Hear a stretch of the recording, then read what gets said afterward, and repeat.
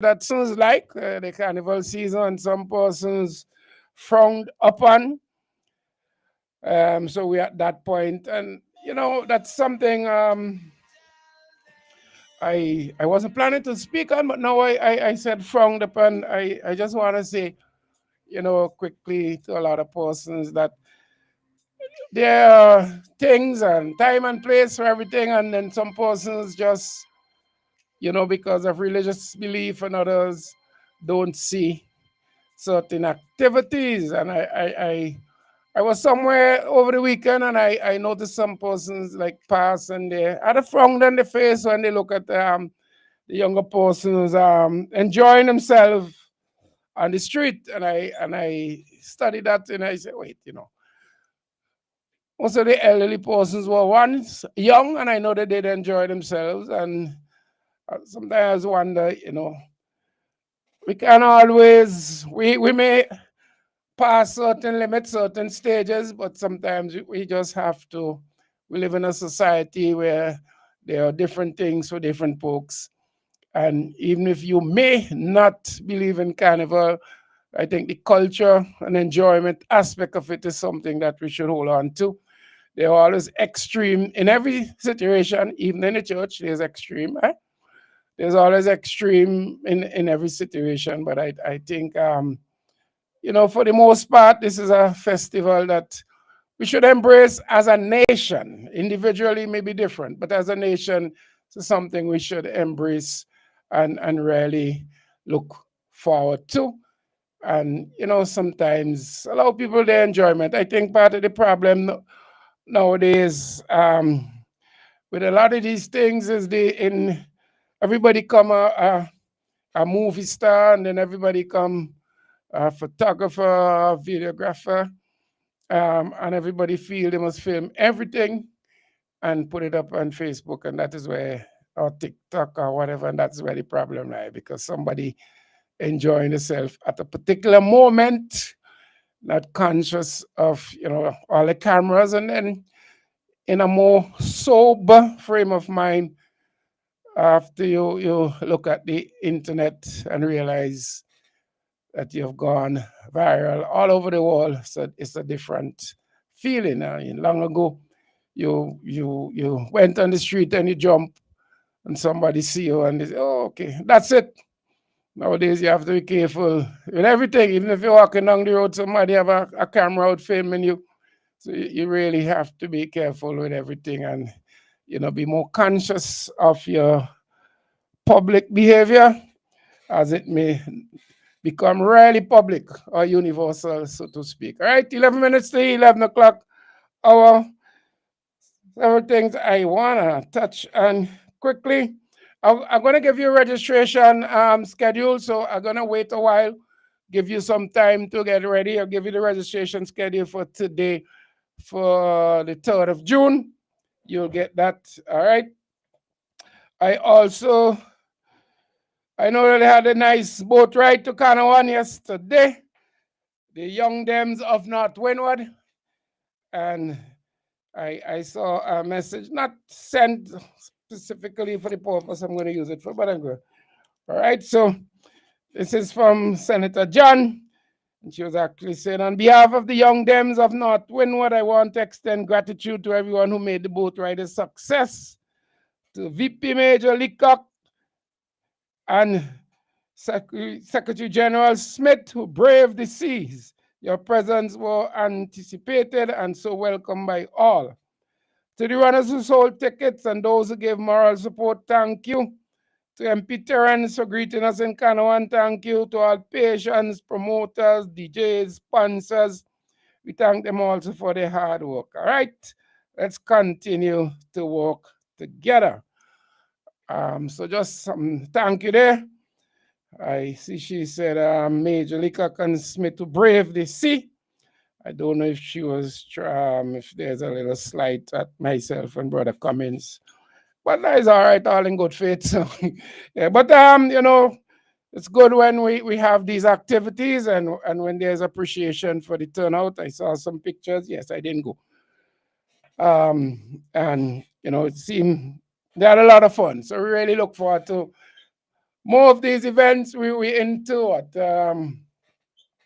June, I think the next activity will probably be.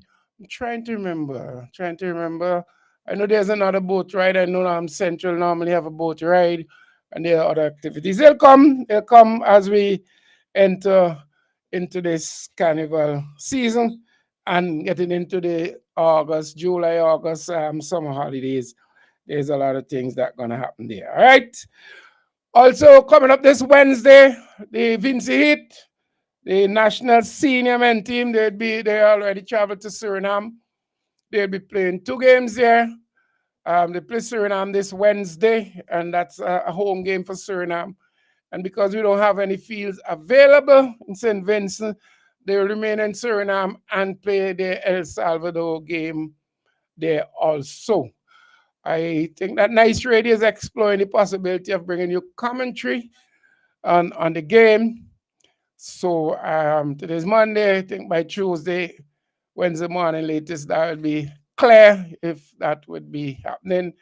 I know a lot of persons who really appreciate, as though it may be on some television channel, but if that's not possible, I'm sure persons, especially those in the diaspora who may not be able to hear, to see the game, would appreciate some commentary. So Nice Radio as usual, number one, sports and culture. They were exploring. So I just giving you a little tales from the classroom that there is a possibility that they may give you commentary on that game. All right, that will be Wednesday, just about 5 o'clock there about. All right, so you could look forward to that. All right, what else? What else? Oh, okay. I wanna take time out today to say happy birthday to my wife, Sheridan. Today is her birthday. All right, and you'll excuse me if I dedicated a song today. You can't say, well, okay, boy. So, bear with me. All right, so.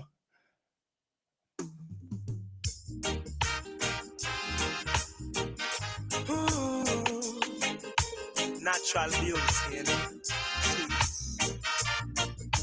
Yeah, no, I've never been someone shy until I seen your eyes. Still, I had to try. Yeah. Oh, yes. Let me get my words right and then approach you. When I'll treat you like a man is supposed to. You'll never have to cry. No. I know everyone can relate to when they find a special someone. And she's royal, yeah, so royal. And I want her in my life. I never knew anyone so one of a kind. No, the way she moves to her own beat. She has the qualities of a queen. She's a queen. Ooh, ooh, what a natural beauty. No need no makeup to be a cutie. She's a queen. She's a queen. And when they ask what a good woman's made of, she's not afraid and ashamed of who she is. She's royal, yeah, so royal. And I need her in my life. I never knew anyone so one of a kind until the night that I seen her rise. Oh, my queen, so supreme. I can see it in her eyes, the way she smiles.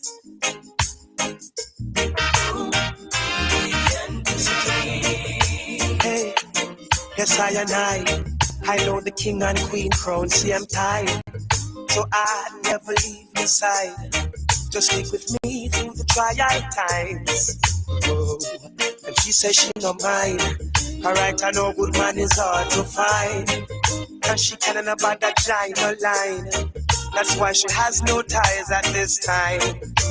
Yeah, I know many men are trying But she needs to be more than wine and dine because she's royal, yeah, so royal. And I want her in my life. I never knew anyone so divine. Oh, the way she moves to her own beat, she has the qualities of a queen, so supreme. Ooh, ooh, what a natural beauty. No need no makeup to be a cutie. She's a queen, so supreme. Yeah. And when they ask what a good woman's made of, she's not afraid and ashamed of who she is. She's royal, yeah, so royal. And I want her in my life. I never knew anyone so one of a kind. No, no, the way she moves to her own beat, she has the qualities of a queen. My Nubian Yeah, so that one, another personal note to my wife on her birthday. I want to give you the registration. Let me give you the registration schedule for today. And then I have an article I found very interesting that I thought that I would put out there because it's something that we don't really pay much attention to. Okay.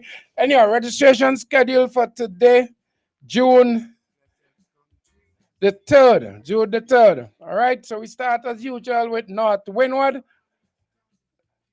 North Windward registration in North Windward would be at the Sandy Bay Government School. Sandy Bay Government School.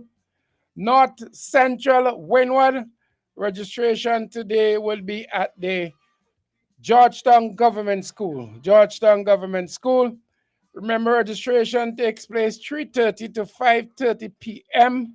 And persons desirous of being registered must take along their birth certificate, marriage and or citizenship certificate along with a photocopy when necessary, as well as NIS card. All right. South Central Windward registration would be at the Diamond Government School. That's Diamond Government School at South Central Windward. South Windward registration today would be at the Stubbs Government School. Stubbs Government School today. America, your registration would be at the Marica Government School. Marica Government School registration today. East St. George, your registration today, June the 3rd, would be at the Calico Town Hall. Remember to take along all your necessary documents, and those are birth certificate, marriage or citizenship certificate, along with the photocopy. All right, and 3:30 to 5:30 p.m. Calico Town Hall. So don't you forget that. West St. George registration today will be at the Belair Government School. The Belair Government School. East Kingston registration today will be at the C.W. Prescott Primary School. That's C.W. Prescott Primary School registration today. Central Kingston, your registration today in Central Kingston would be at the Bishop College Kingston. That's the Bishop College Kingston. West Kingston, your registration. Oops. Okay, I think I still have it. It would be Public Health Building in Rose Place. The Public Health Building in Rose Place. South Leeward, registration today, June the 3rd, 3:30 to 5:30 p.m. Kettles Police Station. Kettles Police Station. Central Leeward, your registration today would be at the Barley Government School. The Barley Government School. North Leeward. North Leeward registration today will be at the Spring Village Police Station. Spring Village Police Station. Beckway registration today, June the 3rd, Monday, June the 3rd, Friendly Society Hall in Port Elizabeth, Beckway. Just to remind you, as usual, we'll be joined by our leader, Dr. the Honorable Godwin Friday, sometime in the program. Okay, so keep that in mind. He will be here as usual with us on a Monday. Union Island registration, June the 3rd, Tourism Information Bureau, Clifton. The Information Bureau in Clifton. And Canawan, it's always at the Canawan Administrative Building. So those are registrations scheduled for today, the 3rd of June. Remember to take along your birth certificate and a copy of those also for your information.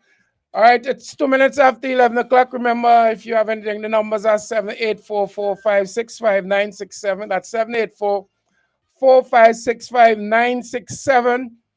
784-498. That's 784-498-3802. So those are the numbers will get us in. Will get you in on the program today. All right, so you can look forward to getting in and also to interacting with Dr. Friday when he comes in on the program. All right, let me just double check something here. Right, so we'll have that. All right. Okay, so 3 minutes after 11 o'clock. I want to read this article. I found it interesting, and and I saw some recent development, and we've been saying a lot of things in St. Vincent and the Grenadines. I know for sure. What's his name? Dr. Malcolm Grant was one of the first persons I saw mentioning this, and I just thought I'd read it and put it out there for you to think on because we've been having a lot of discussions over the years about sweets and sweet drinks and at schools and these things, and I know myself like other parents are a little guilty of sometimes they give the kids what they want, and children have the tendency to love hot dog. I mean, all of us love hot dog when we're being small, and even big now. They love hot dog. They like them kind of thing. Burgers. They like the fried chicken and the fries. And sometimes we have to strike a balance because life is about enjoyment. If as a child growing up you can eat them things, they will uh, take away half a childhood. But we don't wanna make you enjoy your childhood so much that later in years you can't enjoy life. So we have to strike a balance.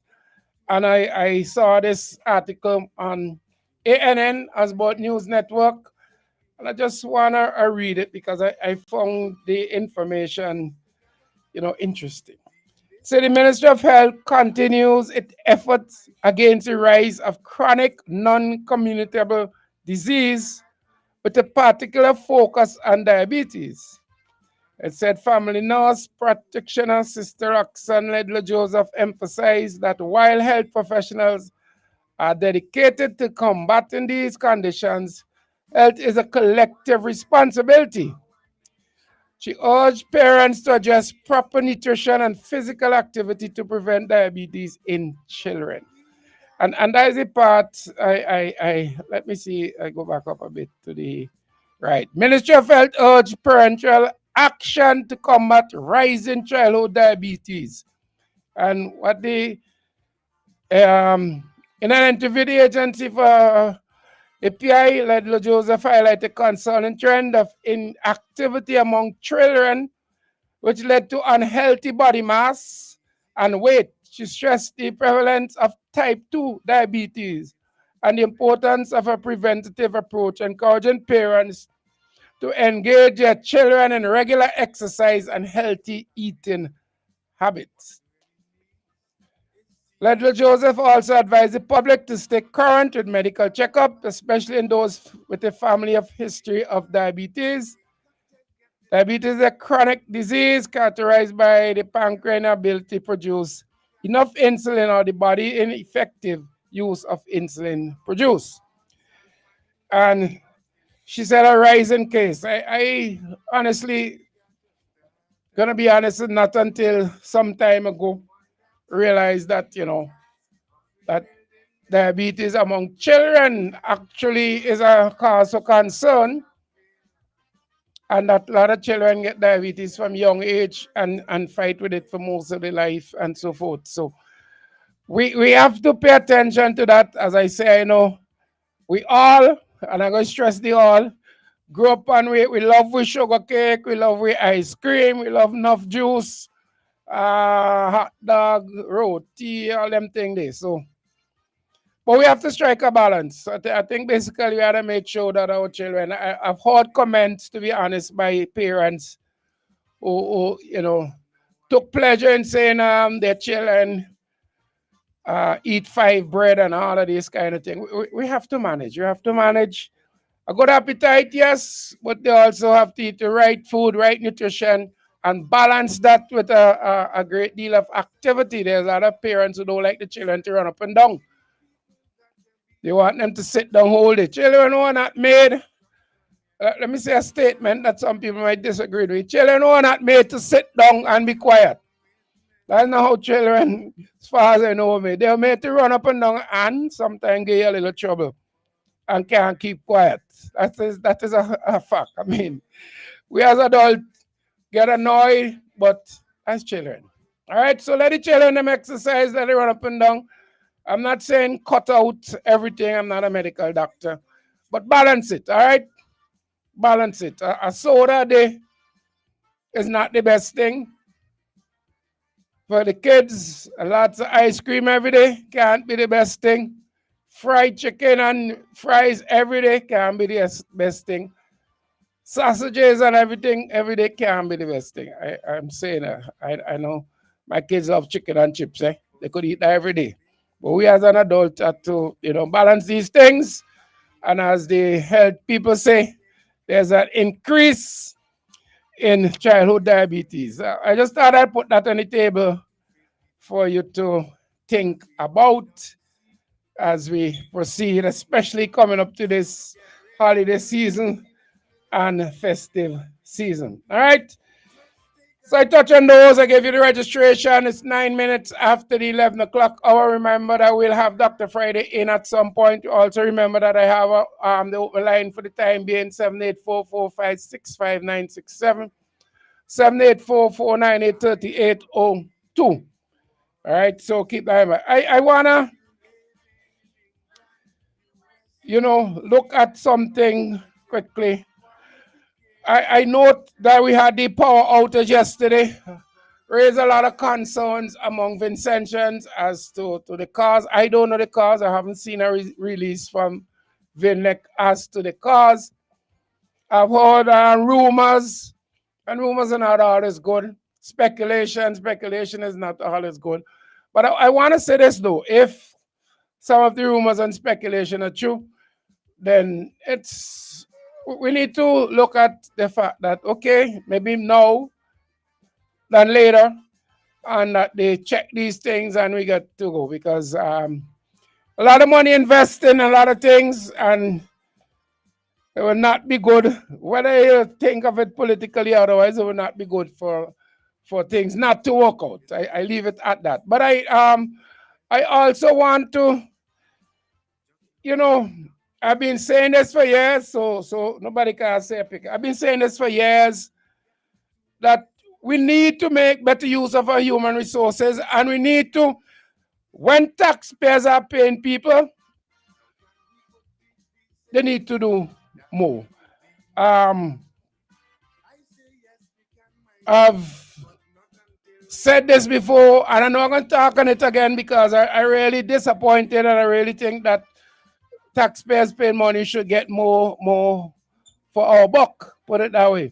I noticed that, again, Mr. Fitzhuggins find time to stay all in Canada and comment on the outage down here and tell people why it's true and why it's not true. All right? And I just find this guy, he has so much time to be on Facebook arguing and cussing people. What does he do up there?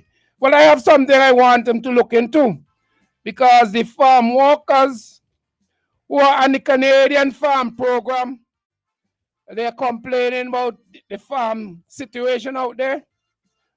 In particular, one farm, I don't know if it's a fact, but reliably informed, but not, how should I say, I don't have the evidence. I could trust the source, but these things need investigation. So I'm calling on him, put down the Facebook, close down, sign out of Facebook, stop the commerce business, and look into an issue. They say in the Canadian Farm Program that the management of the farm, this particular farm has taken workers belonging and threw them outside. The management is frustrating workers. So the workers are paying rent for accommodation, but they can't keep anything at where they are living. They're asking that this issue be looked into and ventilated. They're saying the liaison officer in Toronto promised to visit, and so far no sign from him on that. And I'm also adding and calling on the Consul General in Canada to at least look into this, on some money, on some EP. When you finish solve this problem, if there is an issue, update the public. Just like how you go on Facebook and talk all kind of crap, maybe you could update us by way of Facebook. I don't see a status as people tell me. Update and say you have looked into the matter. This is what's being done and blah, blah, blah. Or there's no truth in it. Something. Give us some updates. Some real work for taxpayers' money, please. There's one farm in particular was mentioned where the workers are complaining. As I said, this is just what they are saying. Don't have any proof, but it raised concern and should be looked into. And that is Yan Farm in Cookstown, Ontario, Canada. Spell Y-U-A-N. I hope I have the pronunciation right. Yan Farm, Cookstown, Ontario, Canada. And I have seen where workers have taxpayer persons asking them if they could highlight the issue and look into it. So please get a job on that story. See if you can look into it, if there's anything to it, and let us get some real work out to you for the money that we're spending. So let me see if this is him calling to clarify. Good morning, Newtimes. Good day, Mr. Panso. I'm still listening again. Good day. Some time ago, a statement was made, and I read it that Mr. Friday is what's it called God sent to Ralph. Is what? But what like God sent. I don't know if you heard, but I heard that was made. That like Friday is soft, right? It's a God sent. Mm-hmm. But is not the way it is. It's a God sent from God to the people of St. Vincent and the Grenadines to free them. But they didn't put it that way. And a man in this country said that the billboard is to undermine the economy. If a billboard could undermine our economy, then you have no economy. This economy is in that kind of good foundation. It's weak. So we're talking there saying that NDP is jack artist. That is not true. We say he's the world boss and he can't stop the war in Ukraine and Gaza. Tell me, I know he's a liar. He's lying. He's not the world boss. And people who believe he's world boss, they're foolish. Thank you, sir. All right, thank you very much. Thank you very much for that call. As I say, I'll put it. Us make a lot of noise, and only probably the owners bother them. So no need to bother with people who brain. If I can put it that way, I think that's all you need on that. So we could get out to that. I want to where we need to focus is we need to fix St. Vincent and Grenadines. We need to fix the economy. These are things that need to be fixed so that we as a people can have some progress. It's really shameful, disgraceful. When we look at our country, everything we in the worst position for. Let's put it that way. We in the worst position for. And we hardly have anything coming out from the government. Now we have the issue of crime in St. Vincent and the Grenadines. We have the issue of crime in St. Vincent. We have the issue of unemployment, which is a serious issue. And I think that is why the billboard hot up the head. But what is being done, or what is being said about crime in St. Vincent and the Grenadines? Well, I think the crime is that the government has failed. That is one of the most serious crimes. The government has failed to address the issue of crime. This government, or the man who hardly here, likes to talk a lot, but he has not found the time to talk about crime. The ULP has failed to act on crime. They dismiss crime as, well, his most recent statement when he come with the pick meeting is that Vincentian men are inclined to crime. So the men them busy committing crime. That is how he see Vincentian young people. All they want to do is commit crime. That is his solution. Or they are committing crime to mine high maintenance women or ladies from the Caribbean area up there or north of the Dry River, certain things about them. Those are the only statements of note that people could remember in terms of the issue of crime in St. Vincent and Grenadines being addressed by the government. Real hardcore issues. You know, in a lot of other countries, they have, if two people get killed, minister reach on radio, assuring the persons that they're investigating, they're looking into it, and, you know, try and make people feel comfortable and safe in the country. That's not happening in St. Vincent. A whole set of barrel like Joe coming in with gun and ammunition. And all we heard is don't make people give you things to send home that you don't know about.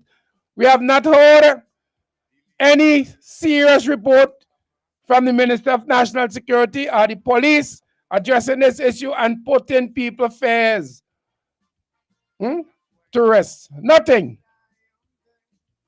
We don't get these kind of things. What we get is when there's a murder, we get the hug up and sympathy thing. People don't want hug up and sympathy, you know. They want safety. They want to hear that the government is putting measures in place. They don't want to hear the government vexation and crime is that the fact that a billboard went up stating the amount of homicides of 2023. That has initiated the biggest response on crime by this government. That was the biggest response. And then to go along now with the unemployment situation, which is rampant. We poverty rich, according to Major. 40% of young people unemployed. And if we go, and the population must be higher. A lot of people are unemployed. They're giving statistics not real. People are out there looking for jobs. People are underemployed. And that figure is as I say, 60-something%. That figure is 60-something%. So in St. Vincent and Grenadines, there is that issue.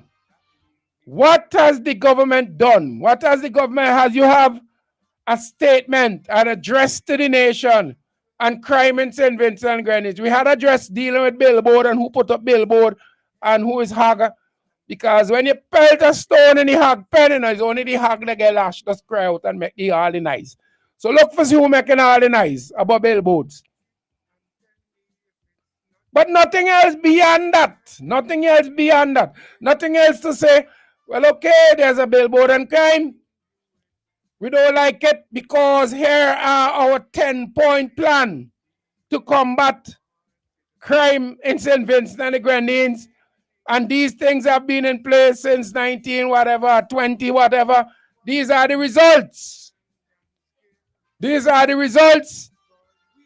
Crime has fallen as a result of what we put in. Not because the gangs or whoever doing the killing take a rest, but because of some action by the government.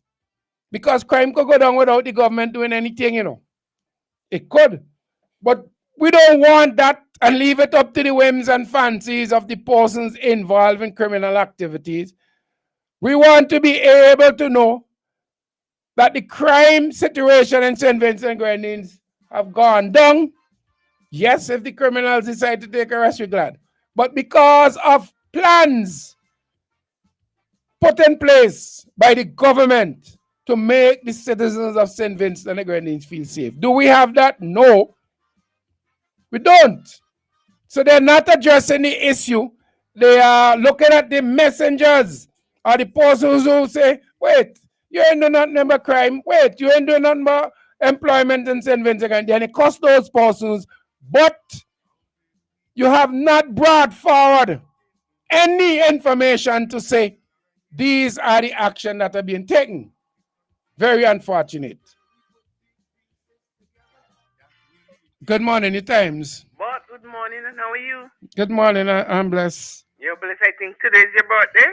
No, my wife's birthday. Well, my birthday too, I could claim to it 301. Okay. But I just have something to say. What you're saying is real right. You know what happened?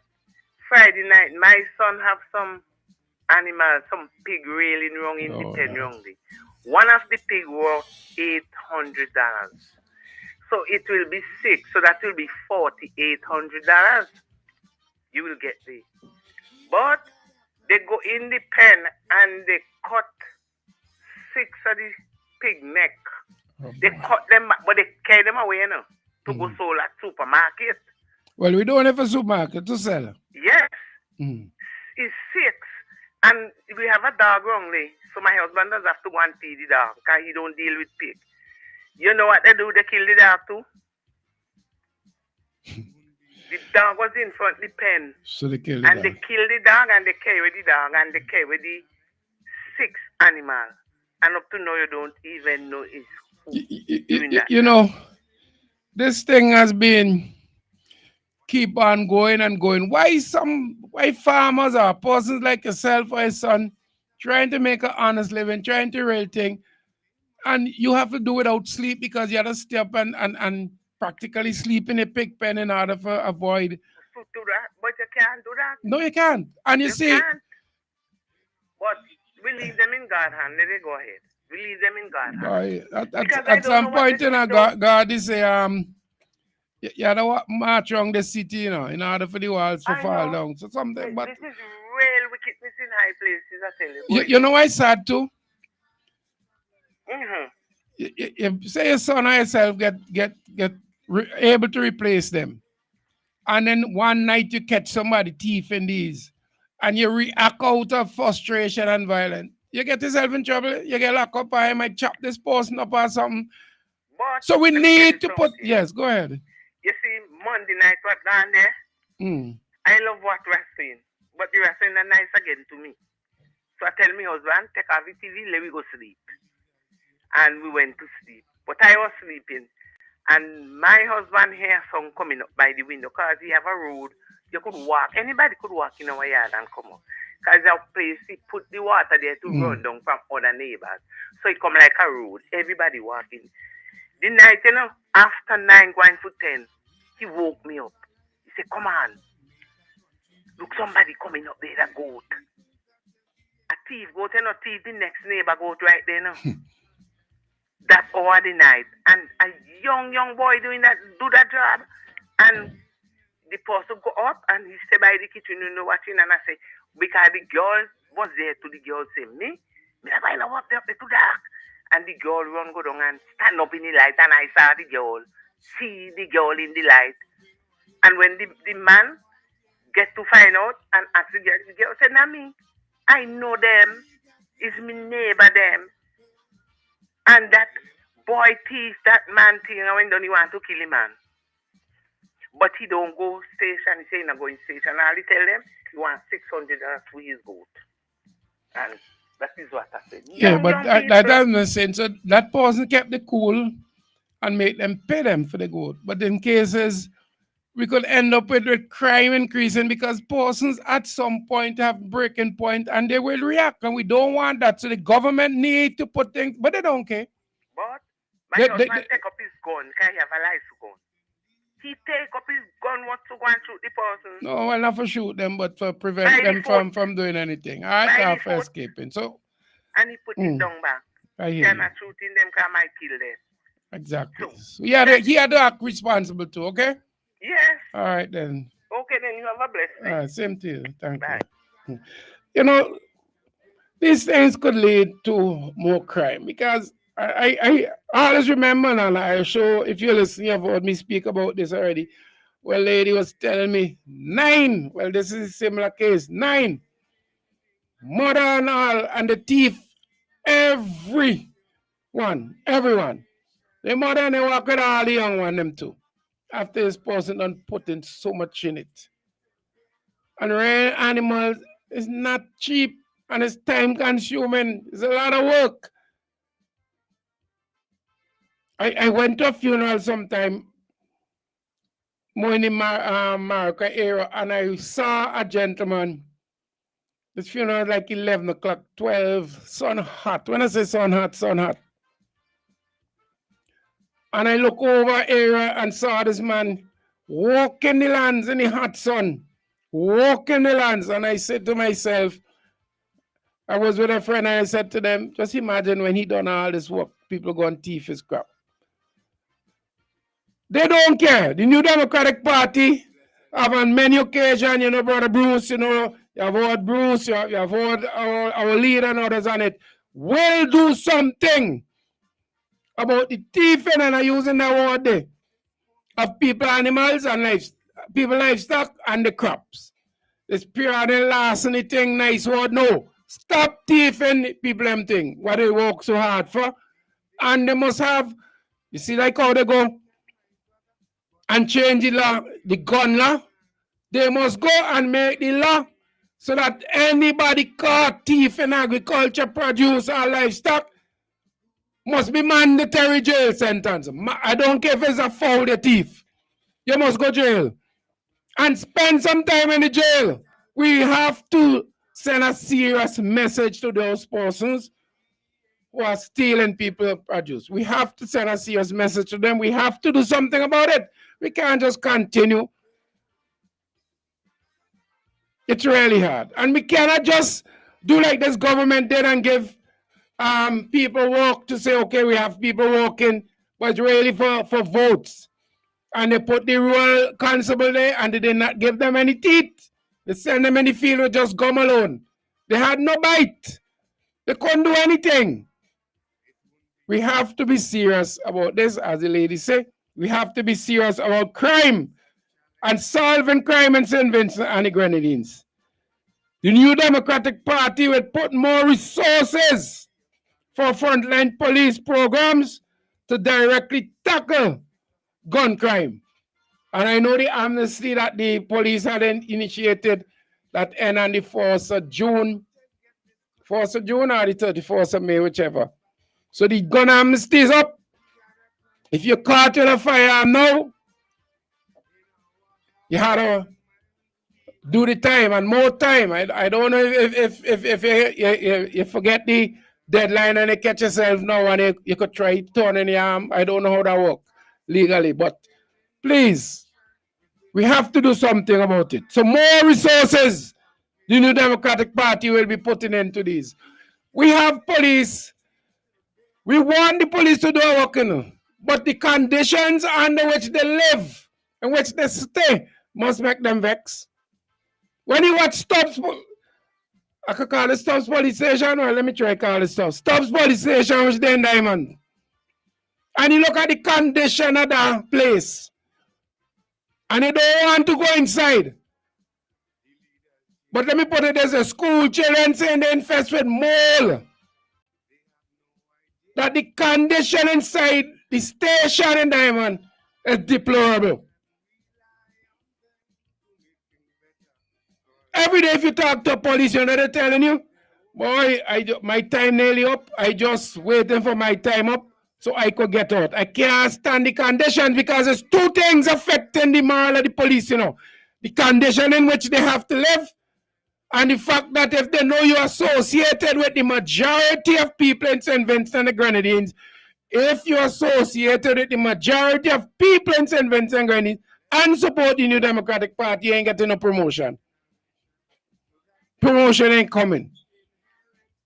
So you cannot have an organization like that functioning properly. You can't have police, when you watch the police station in town, well, they say they, half of the money they borrow from the Saudis is to fix a police station. We'll wait and see. We'll wait and see. But we shouldn't have to be in the condition where 20 police stations need to be fixed one time because all of them are allowed to run down. If you really care about crime and solving crime in St. Vincent and Grenadines and the condition and working conditions of the police, you'd have been fixing these stations on a regular basis. Just like what Major said, you get a unit out of the police force. The army does that, you know. The army has their own engineers, own builders, own everything. If they move into an area, they don't need outside.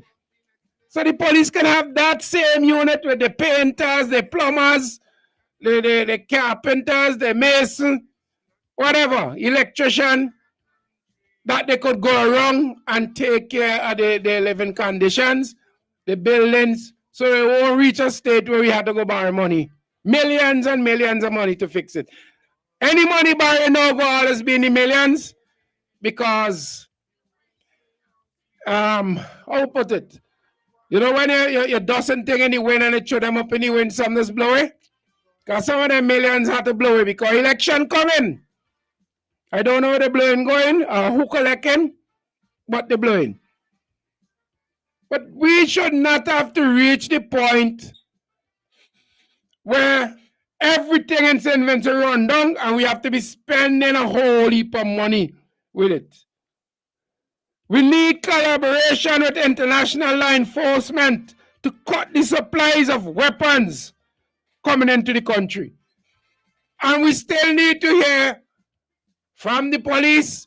And if the police get silent or get shut down, then the Ministry of National Security need to come and say who shut them down and say, how are we going with the investigation? I hear Major ask something in Parliament, and I think they say, okay, we're bringing in Scotland Yard or whoever to help with the gun shipment. We hear nonsense that, and if you didn't ask, they want to tell us. We need, when you have press conference, to address the nation on these issues. Give us the details. Don't say, don't make nobody get nothing to send. There's a defense for the defense team when the criminals or whoever involved are arrested. That is not for the Minister of National Security to be providing a defense for whoever involved. All right? We need to have more intelligence, increase and improve the custom check so that the guns entering the country, we could have a clampdown on them. They said they invest in extra thing. Let me get all these things in place.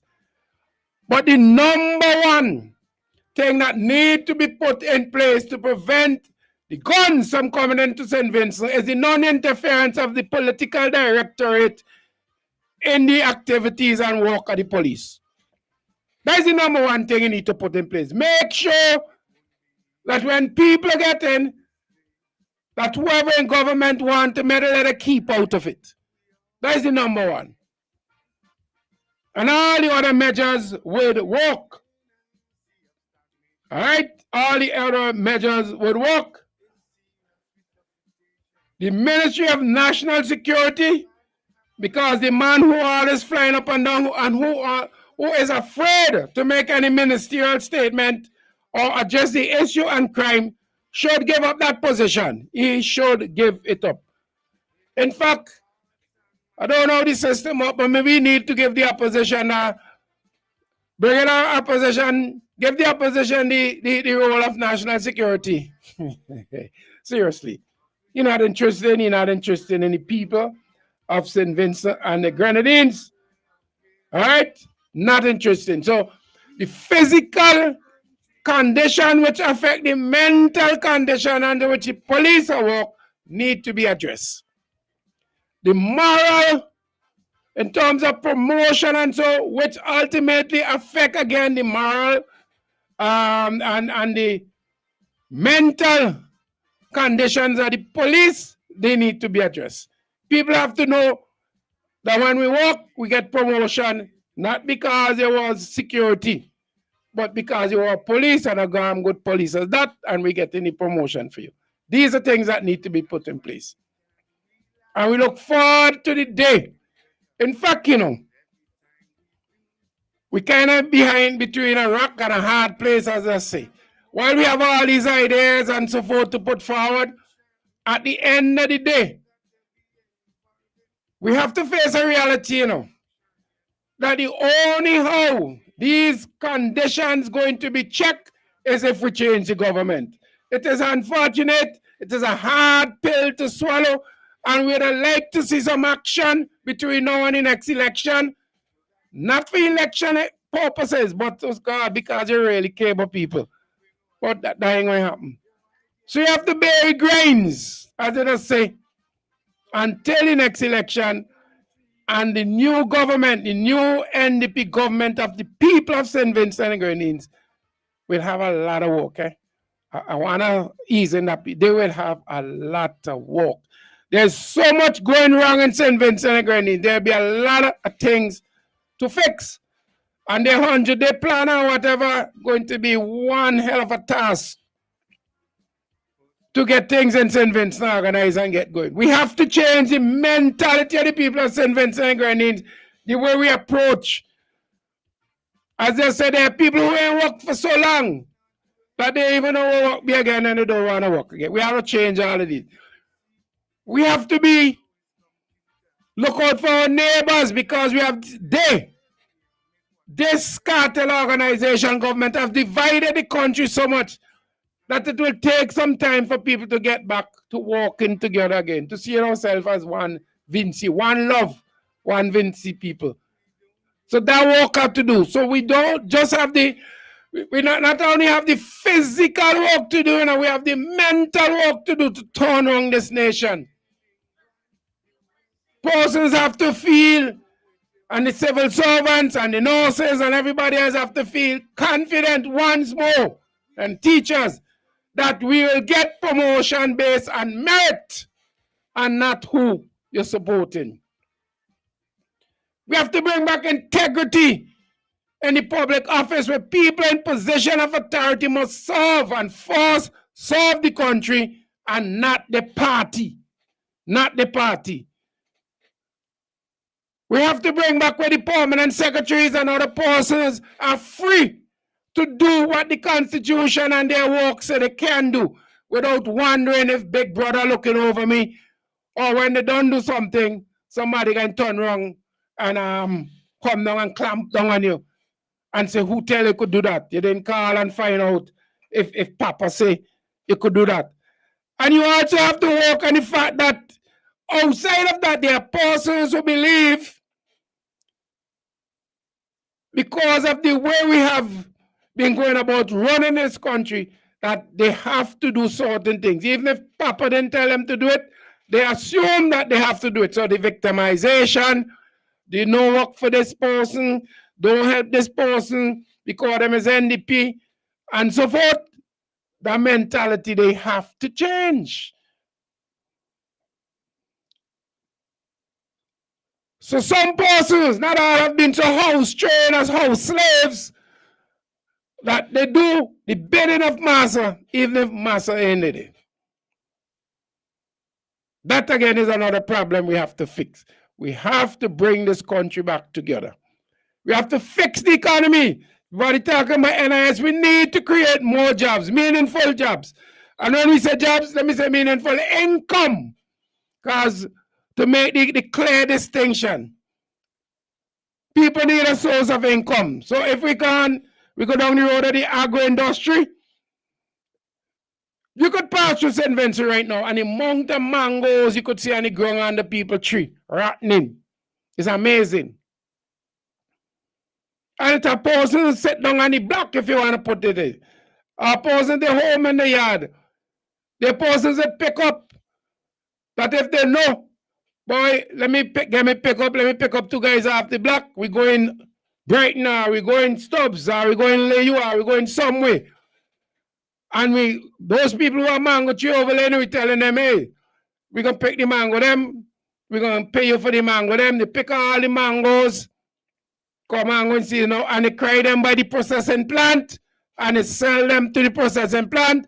So the people whose mango normally drop and they spoiling on the ground, and they have to clean them up. They don't have to worry with that. Somebody gonna pick them, and not only pick them, pay you for them. So you have to worry about that mess again. And then these persons could take them to the agro plant and get money for them. So the driver with the pickup, he gets some money. The climber gets some money. The two guys and the black, whoever get up in the black and help them, they get a little money. That ain't taking the whole day, no. That's not taking the whole day. That is not taking the whole day. They still have time in the evening to relax. They have an income. They have an income. When you talk about, it's easy to talk, It's easy to talk. But when 1 in 5 young people are unemployed, and 4 in 10 young people unemployed, if you want to put it there, 1 in 5 young people unemployed. Nearly 4 in 10 young people unemployed, weak economic growth in the country and everything. We have problems. We have problems. I'm talking about make children. And I witness news and some statistics there that are telling you in 2012, so that is back then after them we coming up, 85% of the people, the ladies making children, were unmarried. 2013, 82%, 2014, 84%. But not only that, the majority of both were to unemployed women and teenagers. Unemployed women and teenagers. No, let's do the maths. People can talk and vex with billboard. If nearly 70% of the women in that time making babies were unemployed, you want to tell me that you could turn around and say there's not an unemployment problems in Vincent and Greenwich? If nearly 76% of the people making babies at that time were unemployed, you don't need any other statistics to tell you there's an unemployment problem. You listen to a lot of the court cases and where persons were arrested for petty crime and major crime, and you ask, it's two things that's come out, They're either unemployed or they're laborer. When you see those two heading, it's the same thing. Unemployed, they have no work. Laborer, sometimes you see laborer, most of these people, they do handiwork. So if somebody call them for help them for move something, they're unemployed. Most of them put down laborer sometimes because they don't want to say they're unemployed. But they're unemployed. A lot of them, they do little odd jobs around here for people. So they put down laborer. Somebody might be doing a little construction somewhere and get them a 2-day work. To me, they're unemployed. So that situation in the country is where we need to fix these things. Unemployment, we need to fix it. Crime, we need to fix it. We cannot have a government that don't care. Listen, a lot of the things happening in St. Vincent, we talk about, let's talk about hotel development. We talk about port development, and all you could hear school children saying is that all kind of new companies building up, When they talk about the port, a man tell me, boy, people buying truck, people who they know had truck, getting truck in work. Sundays open. The people who have the money investing in bringing in vehicle to monopolize the system, and the ordinary man who be in the hustling, nothing in it for him. two kind of people in Vinci, the rich and the poor. We don't want a middle class again, and the rich. The few rich people who are connected politically, the greedy. Not only the rich, the greedy. They want everything. 5 bread in the basket. They already have 4. One for sure for everybody else. They want peace. They want 2. I wonder if I could say licoriceness. That's a word? I have to look it up. But so forgive me. The licorice too. Just share. The pie may not be big. The cake may not be big. And as always happen all over the place, probably the man who cutting up the cake, depends on who he go cut a big piece for himself. But make sure everybody got some now. The man who cook the pot, making sure he don't know the best meat there. When he put down the spoon, he taking up that in the bowl. But make sure everybody has got meat. Come on. You can't want everything for yourself. These guys have all the big jobs. Every place open, government place related, they want to have something there, whether it's a restaurant, whether it's something, whether it's a bar, whether it's something. They want to have piece of that. Your construction, they want to have the contract. They want to do trucking. Your transportation, their van must work, their transport must work. Your catering, they want the catering. Man, come on, man. Come on, man. Good morning, Newtimes.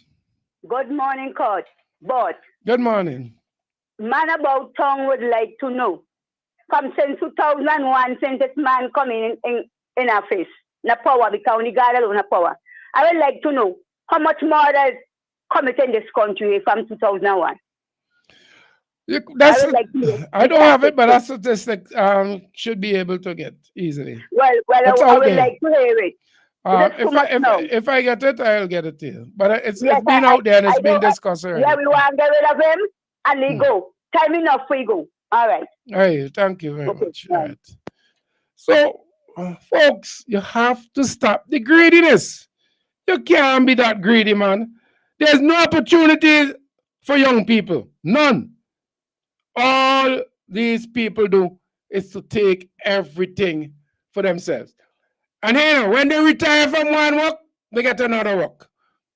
When they retire from one position, they get another position. Very few people, they done all the boards, they done everything. The conscience not bugging them. They not say, boy, let me get somebody else something. We have in carnival, let me get somebody else a bar. We have, what else? What you want to say? Whatever you're having, let me get somebody else a little blind. No. We're in construction, let me get somebody else a little, let poor man with a truck. Here I truck all it, like a few trips. No. We're building something, we want blocks. Let me get a little poor man a little hat. No. Everything they hugging. Everything they hugging. They're getting greedier by the day. 23 years of greed. You know how much greed is? I can't count it. You have to check the Guinness Book of Record. A lot of greed. And as by spill off a lot of corruption. A lot of corruption. You have a lot of inside dealing. I don't even have to say inside trading, but inside dealing, they have a lot of nepotism. But these things can't be right. For example, I can't be in charge of a corporation and still be one of the main clients for the corporation, providing everything they want. That is not how it's supposed to be. Good morning, Newtimes. Good morning, but good morning. Even the medical marijuana, they greedy for too. Tell me somebody, you see any of the poor men them who used to be in the Hills Farmer Cooperative and the medical man. No, it's rich people. Come out and vote for me. I mean, let me say clearly, if the rich people can invest, nothing wrong with that. But we're supposed to, the government, the rich persons have the money to invest. Fair enough, invest, but the government should also try and see if they can facilitate other people. The poor man too. Yeah. Yeah. The man who been working hard all years. Try make room for him. So while Exactly. the rich people come in and invest, because you need investors, and you need people with money to invest. Exactly. Nothing wrong with that. But make room for those people. And the government, to me, have the response. Not the person who have money to invest in it. They have money to invest, they invest. But the government should make sure there is some room in there for the people who are there in it all the time. That's right. Very good. And the next thing, but they just like to build, they don't like to maintain, Oh, boy. My heart burning me with the facility at Tannisville there.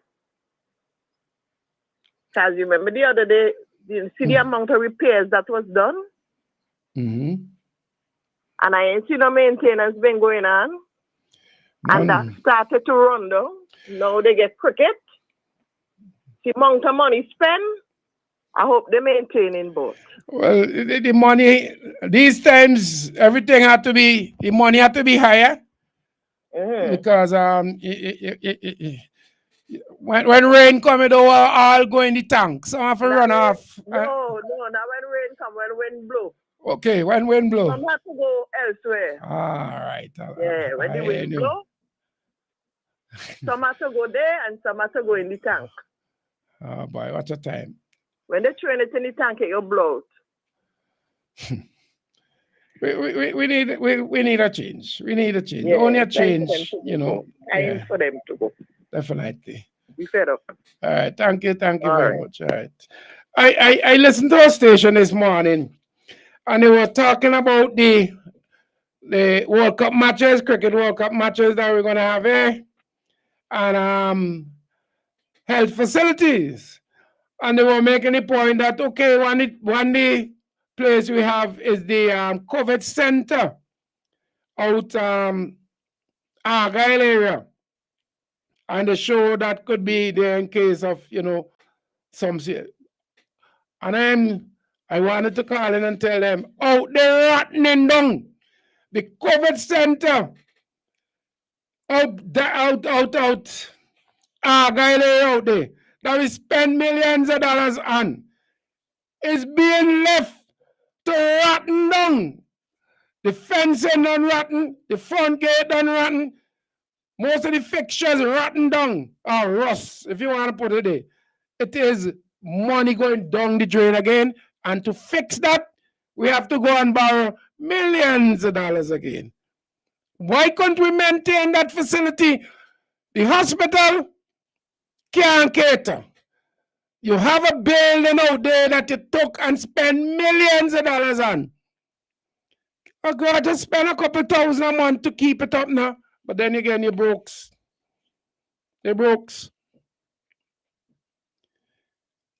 Keep that facility going to ensure that if something happens, some mass incident or some outbreak or something again, you could say, okay, let's move some of these persons out to the area out there. They live in the place overgrown with grass and rotting down. Millions of dollars. How many people, listen to me, well, Vincent right now, you drop a 50 cents, well, 850 cents, to 25 cents or a dollar. You're looking for it. You're making sure, boy, let us keep every cent. You have millions of dollars and just straight down out Argyle and leave it there. Guess why? It is not your money. It is not your money. It's taxpayers' money. You don't care. You don't care because it's not your money. So you take it and you throw it down and do anything you care about, you feel about. You know what? Let me take this break. Yeah, when we come back, it should be joined. We should have Dr. Friday in with us. Let's see. But we have to make the change. We have to make the change. Everybody. It's not what NDP do, it's not what Friday do, Likaka do, this I do. Everybody. We as Vincentians, what are we doing? What are we doing? We need to do something.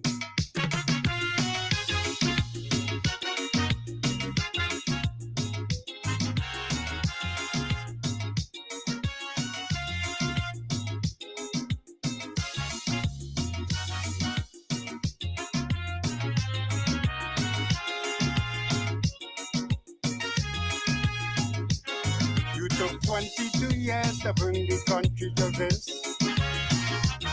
It don't take a genius to know that is backwardness. Your selfishness and greed is why 2 decades just waste. You never had intentions to truly develop the place. Cause the country hanging over a precipice, while you recklessly insist to run the place like a terrorist. So I'm calling the people, come on, oh man, come let we change things once and for all. Come let we answer to freedom's call. Come on, oh man. Come with plenty determination. It won't be easy to change this land. Hit the ground running. Stop what you're doing. Come on, man. You used to be in favor of having term limits, but power sweet you so much you don't forget about it. You make a good living by ripping off we country, so you refuse to give power to anybody. You say the younger ministers inside your party lack experience and ability, so you go run things single-handedly. So I'm calling the people, come on, man. You telling yourself you're the only man who's bright enough to run this island. Come on, man. Your dictatorship ain't working at all. In fact, it is the country's downfall. Come with confidence, and let me root out incompetence. Come on, man.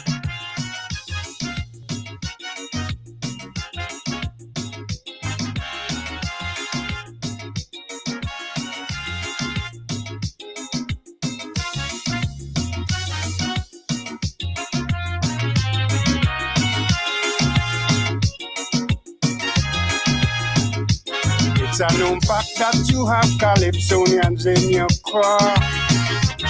You said our lyrics are disrespectful and raw, but if Calypsonian lyrics are dirty and untrue, you got to blame yourself, cause we get them things from you. When it comes to those two things, you do them so well. All them dirty lies you don't tell. Instead of Ralph, you should name Lionel.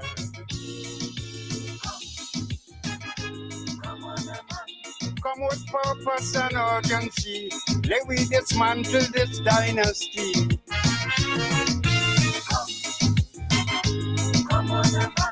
Come let we expose the secrecy that been too long plaguing the country. Come with conviction to take back the nation. Come all them great things you say you did to help the country, well, they absolutely ain't doing nothing for we. Standard of living drop, we can't say we ain't know.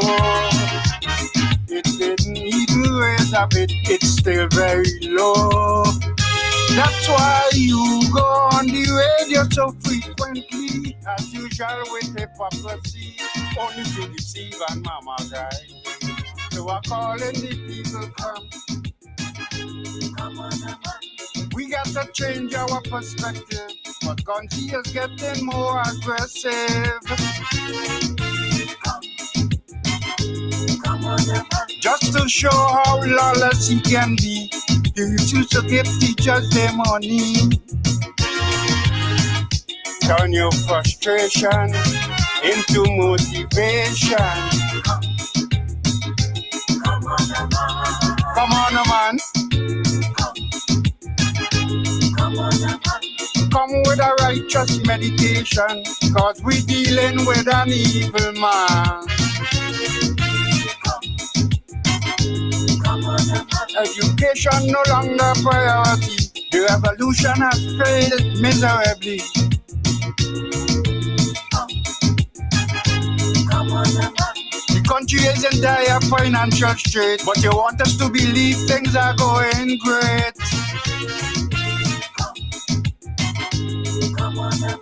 Whenever you desperately need income, you go and you plunder NIS fund.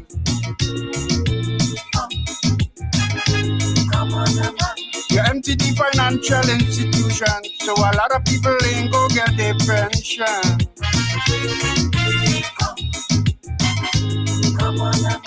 Imagine you're calling yourself all boss and running this small country at a loss. Let we do the things that we left undone and get rid of this wicked son of a gun.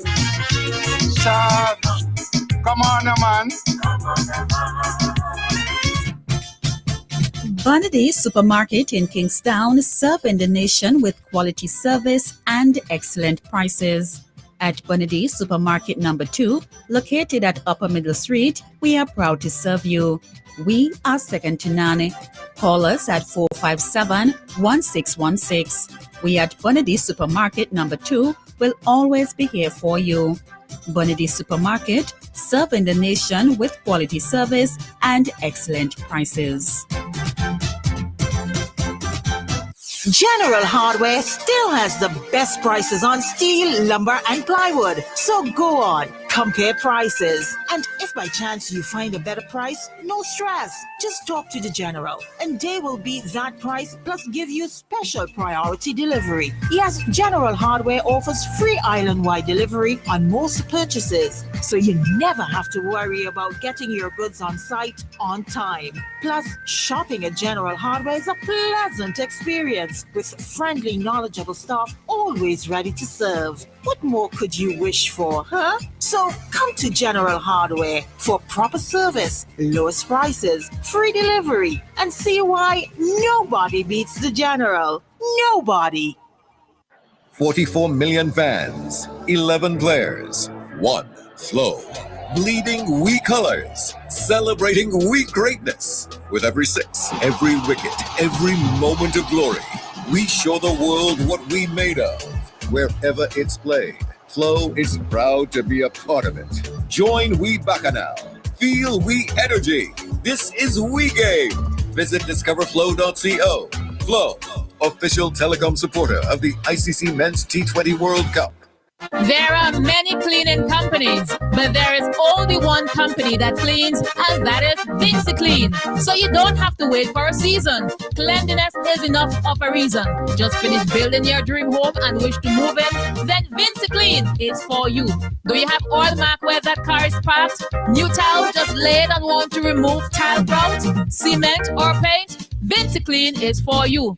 Shampooing of chair sets, mattress, carpet, house cleaning. VinceClean is for you. So whatever cleaning you need and for the best prices and quality on the market, telephone 431-1360, 457-1649. VinceClean, VinceClean, VinceClean, the best in service. Get dinner and candles alight, popcorn for your movie night. One stop and get it right. It's that good. We've got what you're looking for. All the brands you love and more. Get everything at Massey Stores. Massey Stores is where you wanna be. We take care of you like family. We do all that we could to treat you like we should. It's that good. It's that good. That good. When you shop at Massey Stores. That good. Massey Stores, our family serving your family. Air filters, oil filters, fuel filters, disc pads and brake shoes, clutch disc, pressure plates, rotor plates, engine parts, fan belts, timing belts, oil seals, spark plugs, radiators, radiator hoses, water pumps, universal joints, suspension parts, KYB Japanese shocks for Toyota, Nissan and Suzuki, tie rods, rack ends, ball joints. You can also get accessories, cleaning supplies, polishes, titanium tint, black tint, Valvoline motor oils, Toyota and Honda motor oils, transmission fluids, Michelin wiper blades, headlights, corner lights, HID kits, HID bulbs and ballast, LED bulbs, and much, much more can be had at Automax Auto Parts. Automax goes the extra mile and spend the extra dollar to ensure that you get first quality Japanese auto parts. Come see the difference at our showroom opposite the basketball court in Camden Park. Call us at 458-2000 or 529-2070. Visit us on Facebook, Automax Auto Parts. Drive the extra mile to get the best first quality auto parts. Please note that we open on Sundays from 8 a.m. to 3 p.m. CK Grace and Company is the number one supermarket, 100% concession. The Intention Supermarket. We've got more of what you're looking for in multiple locations to serve you more and more. In business now for over 50 years, and you will always save by shopping right here. Oh yes, we're number one. CK Grace and Company, and we are Vincent John, a supermarket for you and me. I passed by a brethren the other day. If you see he plays rat and cockroach racing, mosquito fighting one another for come knee in your ears, and the amount of woodlights I see, I had to wonder if them been in the wood with no attack and Billy Ark. I said, bye, call Flick. For the eradication of pests, Flick is your answer. Before and after construction of your domestic and commercial buildings, Flick uses environmentally safe chemicals. And keep washrooms fresh with the Aroma Odor Control and the FemCare Sanitary Disposal Systems. Call Flick Pest Control today at 457-1857 or click www.flickpestcontrol.com.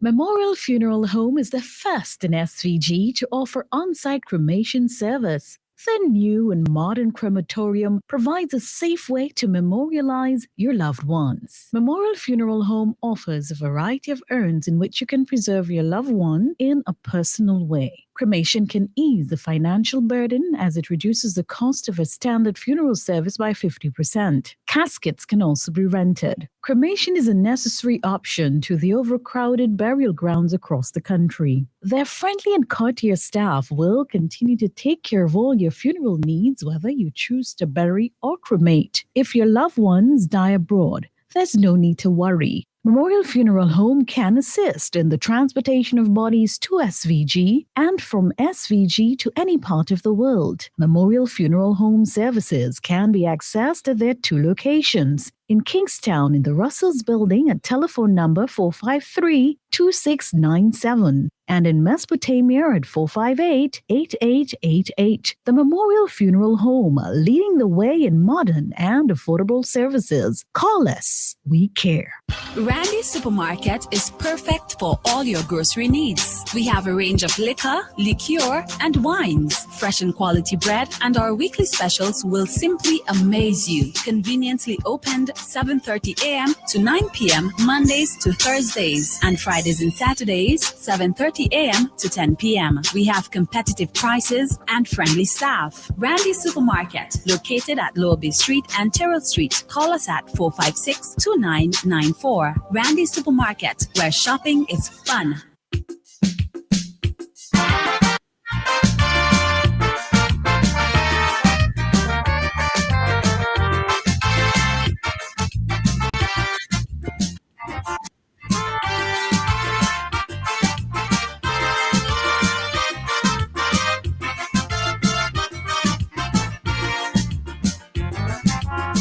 This blessed country has seen its best days. Just look at it now, it's torn to pieces. How did we get to this point? Ain't no mystery. We wasted a lot of years simply mashing up the country. Now can we put the pieces together that will redeem this land? I say yes, we can, my brother, but not until we understand we got a country to build. And if we don't do it, who will? We got... It's 11 minutes after the 12 o'clock hour, 11 minutes after the 12 o'clock hour. You're listening to the Newtimes Program for Monday the 3rd of June. I'm your host, Clement Bert Francois, and today, and with me on the program, joining us as usual, Let me make sure you have everything there. Okay, I think this one is Dr. Friday. Yes, all right. Um, There we go. you heard me loud and clear, Doc? Loud and clear. And I'm sure that you are, likewise, you're hearing me. Yes, a little static, not too sure. Let's see. Well, not from my end, I hope. Okay, but okay, it's good nevertheless. All right, so good afternoon, Dr. Friday. Glad to have you with us as usual. Well, good afternoon, both, and good afternoon to all our listeners and viewers here in St. Vincent and the Grenadines. Thank you for being a part of the program. From those of you all the way in the north, in Fancy and down in the south to Ashton Union Island and places in between, we are grateful to have you here. For those of the persons in our diaspora, particularly, those persons who tune in regularly and who contribute by calling into the program. We know you could be doing other things, but you are here with us and we are grateful for it. We hope we have a good conversation today because I know sometimes I'm on the program and we seem like we have little time. And so I do all the talking. This time I'm hoping that we'll have a chance to have more input from you in the audience, and because it's important for me to hear and to listen to what you are saying as well about the state of affairs in our country. For those of you who are here, those abroad who are sometimes better informed than many of the people here in this country because you take an interest in what's going on, so that we can hear from you. And part of that exercise is what we do on a regular basis. Mm-hmm. We go around the country and talk to people. We talk with people because it's a two-way conversation. People talk to me and they tell me what it is that they want to see happening in St. Vincent and the Grenadines, what their concerns are about the state of affairs in our country. And we discuss how we can make things better. I mean, that is the whole idea. Because you're a politician, it don't mean you know everything. The politician is there to listen to people's views, hopefully to find a way so that they can find expression in the policies that we make as a government and to help them to achieve their goals and their expectations. And for those, the future generations. So that is what we are about. That's how nobody can say with any credibility that is not the NDP approach. That is not my approach. What we do is we go and we meet people and we talk to them. We had a meeting with farmers not so long ago at the NDP headquarters. And the whole purpose of that, again, is to engage with people who are the direct stakeholders. They're the ones who know it, they feel it. They know what's happening with Prairie Last, and they know what's happening when it comes to the failure to find markets for their produce. And that's one of the things that came out very clearly at that consultation. And the failure of the government to provide satisfactory inputs. I haven't heard much about the effort that but at least the talk that they have brought in all kinds of equipment and tools and so forth for farmers in several containers that they're going to distribute.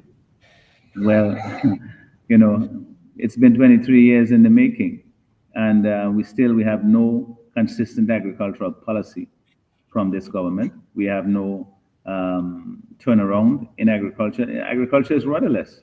I don't know why you have a Minister of Agriculture, because he has provided absolutely no guidance as to where this important pillar of our economy should be going in the future. They're absolutely clueless, but just think about it.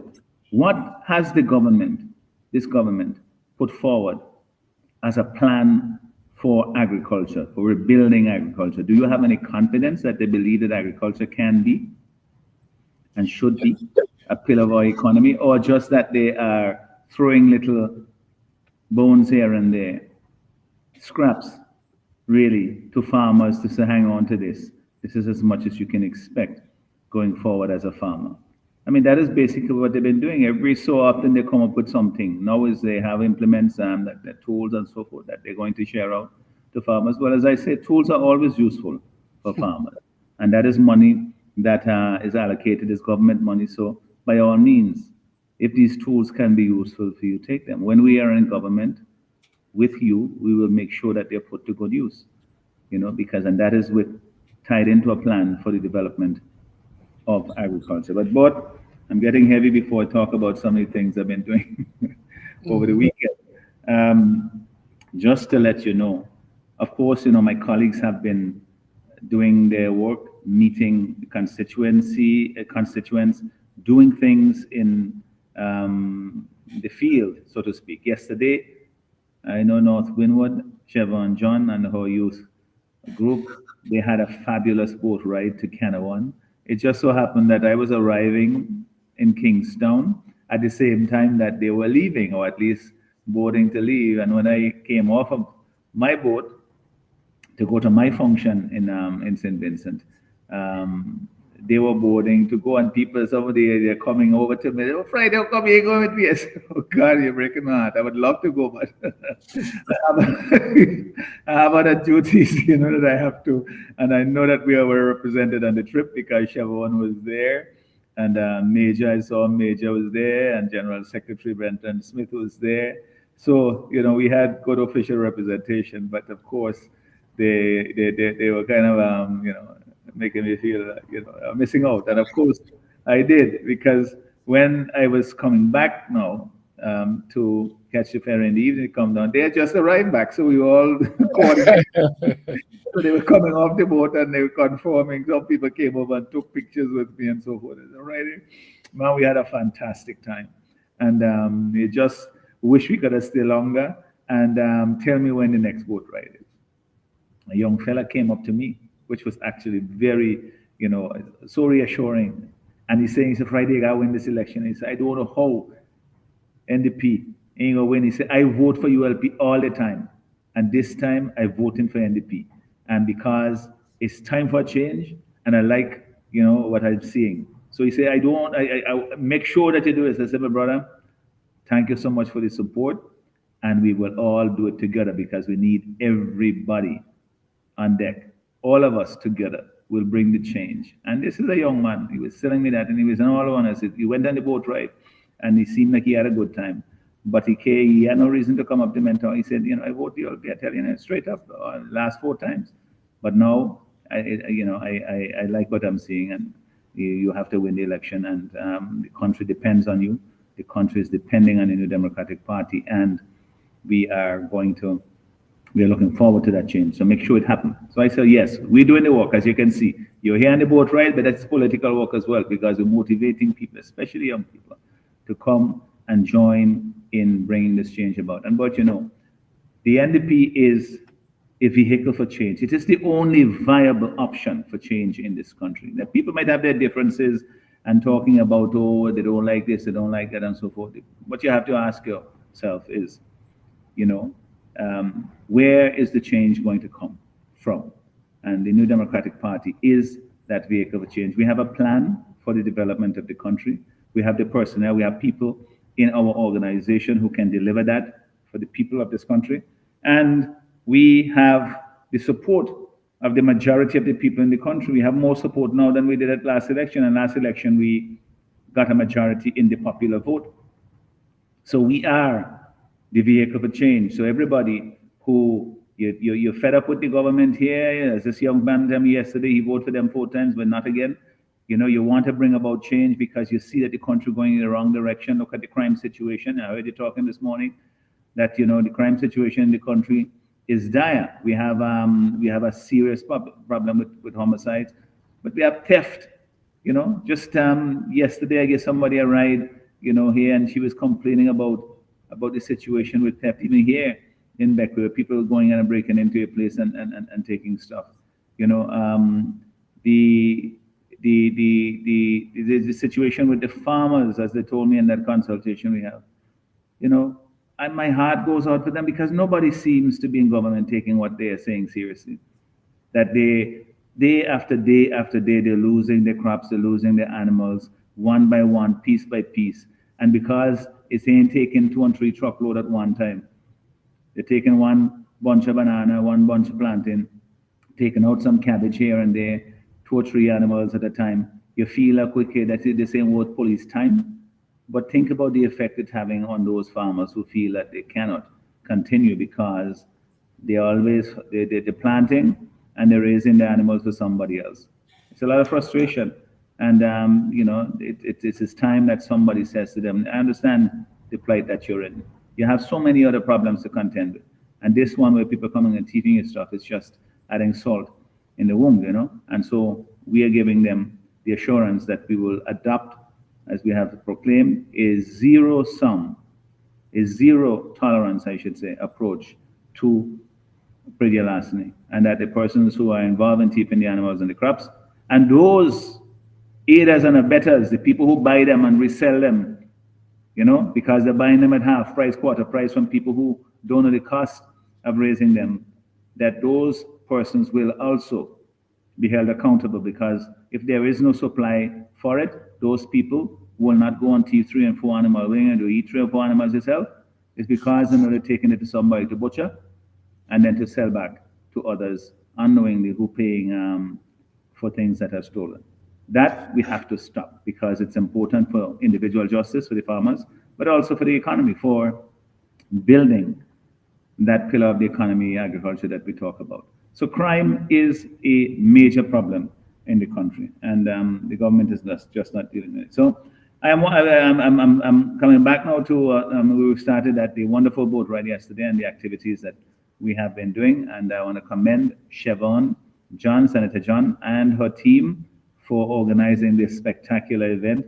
They seem to be going from strength to strength in North Windward, and the people are recognizing that this is a leader who don't stand up on a box and basically thump her chest and talk about an empty promises, and she just delivers. She just quietly goes about her work. She does her business. She delivers, and let other people make their judgment or assessment from that. My grandmother used to tell me, self-praise is no recommendation. So Siobhan, I'm sure, probably learned that lesson very young as well. So she just basically goes about her work, let other people make their judgment about what she's doing. And my judgment is that she's doing a fantastic job. And I think more and more the people, and that's why she had such a tremendous support yesterday, especially from young people. You see so much young people. When I going off the wharf, I say, I saw some pictures on from by ASEAN and the various parts coming over the NIS building. They're still walking, going there in the shorts and thing, and the bag over the shoulder. Wonderful. But I'm still recovering from this damn cold that I got some time ago. Thankfully, feeling much better. Yesterday, as I said, I was on the mainland. I'd come up for the Indian Arrival Day celebration or ceremony that was held out at Calder, and that was from about 3 o'clock or so in the afternoon, and I had an opportunity to address the crowd that was there, but also to speak to the nation generally about the importance of diversity and the strength that we see in it, and how this is so important for us going forward, that we embrace all of the beautiful expressions of our history that in the present day we can think of much more positively than it was back then. When people were forced to come here, were living under terrible conditions, they were essentially used just simply as labor and cast aside. Now, all of those things have formed into what we are now in St. Vincent and the Grenadines, a multi-racial, multi-ethnic society that is tolerant of everybody who is, those issues of, race and background and so forth, less cutting than they are in some other countries. And we get along together, and we have to continue to do so to build this country together. And that's my message, was in that positive vein, and congratulating the Indian Heritage Foundation for the work that they have been doing in keeping and rebuilding and reclaiming essentially Indian culture here in St. Vincent and the Grenadines, and advocating for not inclusion only, but for recognition and for accepting the important role that is, broadly speaking, that Indians have played, East Indians have played in building St. Vincent and the Grenadines. And it's good to see, it's the session was, at the dodge between the rain showers and so forth, but once it started, they were able to continue without interruption. Fantastic. In fact, it was very hot this Sunday after a while. But I want to thank the Indian Heritage Foundation for inviting me, being a part of the ceremony, and for, as usual, giving me an opportunity to bring greetings and remarks for the country. And it is an important event, as I told them yesterday. It's not just an event for persons of East Indian descent. This is a national event. It is part of our history. It is part of us. And we have to embrace it as such while recognizing its special relevance to persons of East Indian descent. And so that was a wonderful, and then they gave me some, little package, because I had to leave a little earlier than when they concluded, to take home, which I had with, the curry and roti and so forth. So thanks, Luan and team and Junior and all of you. The food was excellent, and I'm sure that was a good combination to the event. So, but prior to that too, on Saturday, the day before, here in Bequia at the primary school here, St. Mary's Anglican Primary School in Port Elizabeth, they had the police youth group in Port Elizabeth put on a public speaking contest, really for sixth graders, and there's one student from grade 5 who participated. There were 1, 2, 3, 4, 5 participants, and it was a wonderful event. I mean, of course, with sixth graders and so forth, they get a little nervous and they choke up from time to time, and you have to coax and encourage and so forth. But what I really applauded was the effort, the interest, quite frankly, in starting this sort of activity at that age group, grade 5, grade 6 students, and to get them, to the stage where you think about what they say, right? Once they start speaking. But quite frankly, for those students, to get them up there to start doing it is half the battle. And they were all very brave. Even when they got stuck, they stayed and they made their presentations, and the audience was very encouraging. And so I want to commend the police youth group and for the organizers, Shankar Kwashi and others, for the effort that they took in putting this event together, and to commend the competitors, the youngsters, for their effort and for being taking part in the competition. And I hope that they learned from it. I know that the prizes were very good. They got tablets and so forth and little envelopes. I don't know what were in them. And I heard some of the other kids in the back saying that they're ready to go up next year. Now they're seeing that, it's not just hard work, that there is some reward in it. So it was very, very good to be there. And I want to commend them again and to congratulate Aiden Denny. He won the competition ultimately, but all the other competitors for the work, the effort that they did, and for the teachers who helped them to prepare. But I want to say something about this, because it's something I've been thinking about even before I was invited to this event, and it's why I made a special effort as well to be present at the event.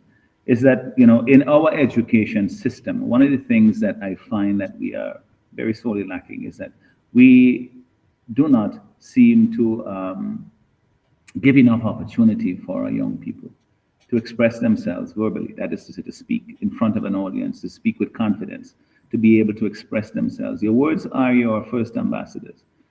People, when they hear what you say, the way in which you express yourself, people form an opinion very quickly about you.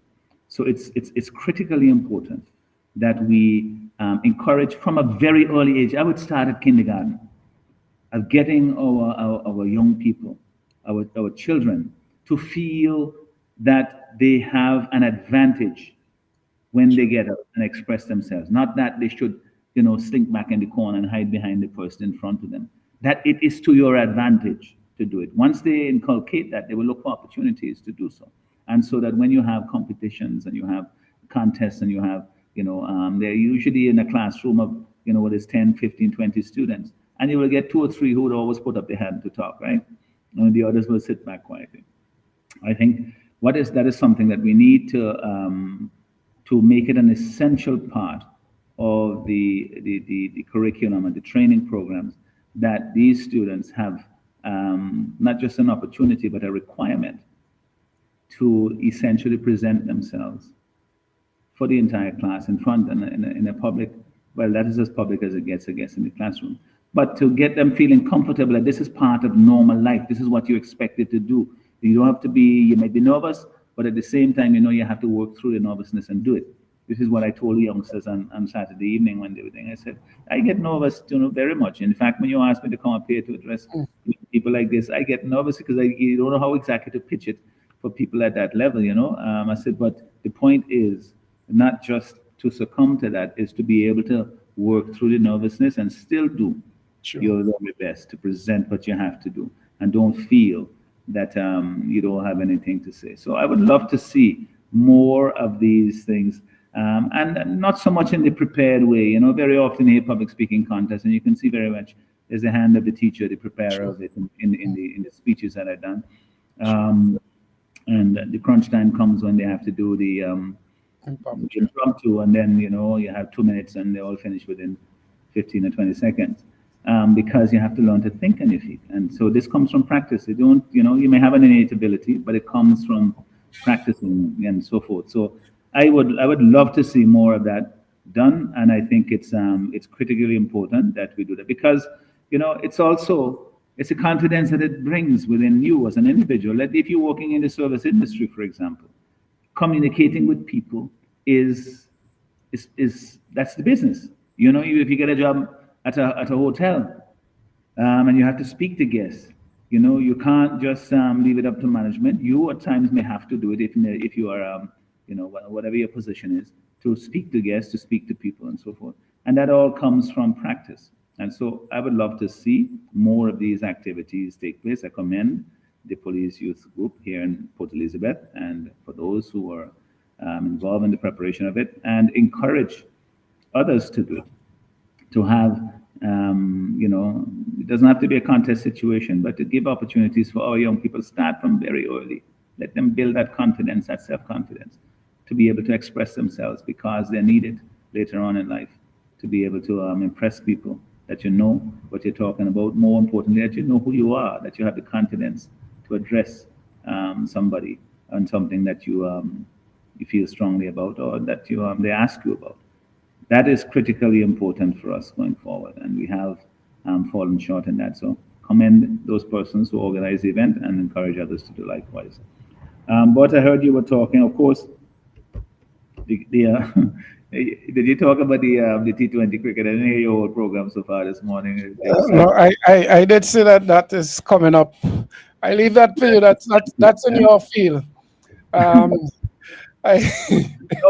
pun intended, but oh, but I watch West Indies. My field.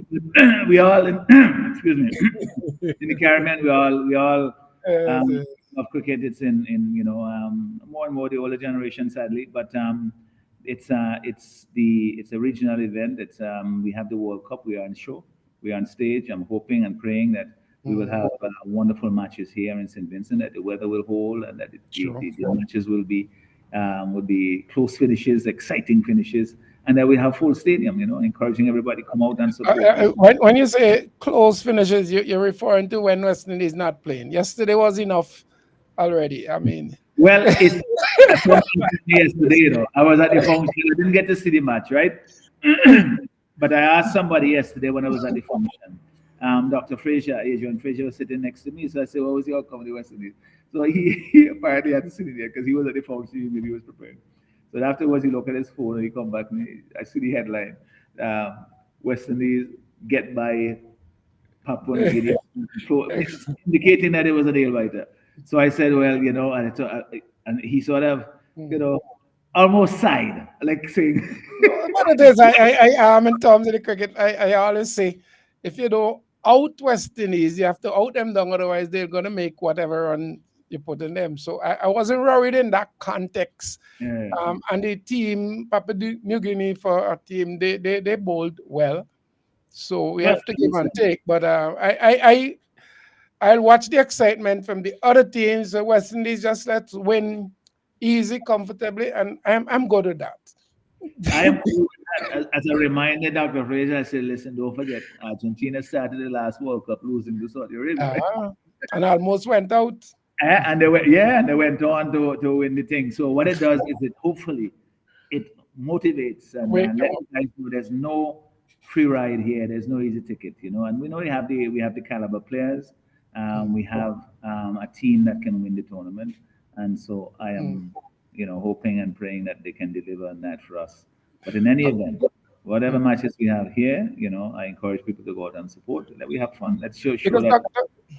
if I may jump in, Dr. Friday, because we spent a good bit of money invested in this World Cup. I know there's a discussion in terms of in Guyana, West Indies' first game, and the turnout was not that good. From an economic point of view, investment point of view, in St. Vincent, you'd like to see the stadium full. You'd like to see at least that we get. Well, listen, we always knew that the event, is not going to recover the cost.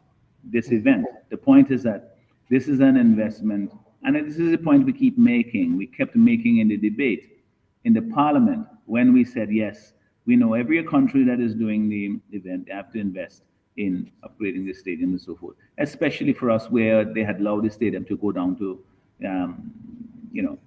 to become so rundown. And then, of course, they didn't have the lights. So we know if we're going to have the tournament, we're going to host games, that there's an investment. But the point is, we have to have a plan as to how this investment is going to pay back, not just from this event that is going to be held here, because we know, hosting 5 games or whatever is not going to do it. But we can have a plan as to how we leverage this into other activities going forward, maybe CPL games here and there and so forth. To have the T10 tournaments that we have here on the lights, I think would be, and to make it more of a spectator event rather than just, a broadcast event. Sure. And have other activities at the stadium, at the Andersville playing field, that would help us to develop our local sporting talent and also to, utilize the facility more. It can't be sitting there for months and months just with the grass growing. For example, Dr. Friday, the national team, football team, that is, they're playing in Suriname on Wednesday. And their return match is also, their home game is also in Suriname later down in the week, because as obvious we don't have an alternative venue. There is a Nation League in early September with St. Vincent, and I'm trying to remember the 4 other teams are taking part in, and there's an opportunity for them to host. I'm thinking ahead that it would be nice if come September early, the national football team can finally get a home game, and we could have it on the lights out there at Annisvale. So as you were saying, we make good use of the facility and the investment. Yeah, we need to have a management structure in place at the playing field that basically take a business approach. It is a national sporting venue, but it's a venue that needs to be marketed to utilize it to its full potential. And that means going out there and getting events to come here in St. Vincent. And we have made the investment. We are a poor country. We can't give the government a blank check to simply say, whatever you need, that this is something that is a heartfelt thing that the Prime Minister wants to suggest that somehow, you just do it because you love cricket and and everybody else know the cost of things, but they don't do valid things. It's stupidness, the point is that we have to market this to make sure that we have the tourism value from it now for this event. It can't just be that you have an event and say, let's hope people come. How does this put us in a marketing? Because we're a tourism destination. This now puts us on the map. You have billions of people around the world potentially, as an audience for this event. And so we have to market it, use it as well. When they had the tour of the World Cup, the trophy that came down here to Beckley, the Ministry of Tourism were there, and they invited me to be a part of it. I thought, didn't know all the details as to what they were doing, but I quickly found out. So that it was the tourism marketing trying to use this as a way to sort of help to market the destination, because I was wondering, well, why are we going to the tourism sites rather than to the villages? If it were just a tour for the trophy, like they do with the Olympics, towards geographically populated areas. But I realized that this is what there was up. So I said, okay, fine. I would play whatever part that you want me to do. I'm to say something, I'm to stand up and pose and whatever, in the background. And I do that because I want to promote the destination. I want to make sure that we get the full value for it. And of course, it's here in my own community in Beckway. I want to make sure that we have a place on it. And but, remember what I say, when people bowling from the Beckway, it's the Beckway, and it's not the media center end. So let us say Beckway, because that way it will help us to put that in people's minds, that word, that name, as a location as well. But these are opportunities that we have, but they will not just fall for us. We have to make sure that we make it, we have a plan in place to make it pay back dividends well into the future. And the other thing too, about, we have this notion that when you build a facility that look nice and pristine and whatever fancy, that somehow it should be off limits for people using it. You have to come with all kinds of guarantees and whatever before you can get access to it. Let me just say that is absolute nonsense. These are facilities that we should be using to mobilize, to motivate young people, to motivate our sports people, to be able to do things that they might not have thought possible.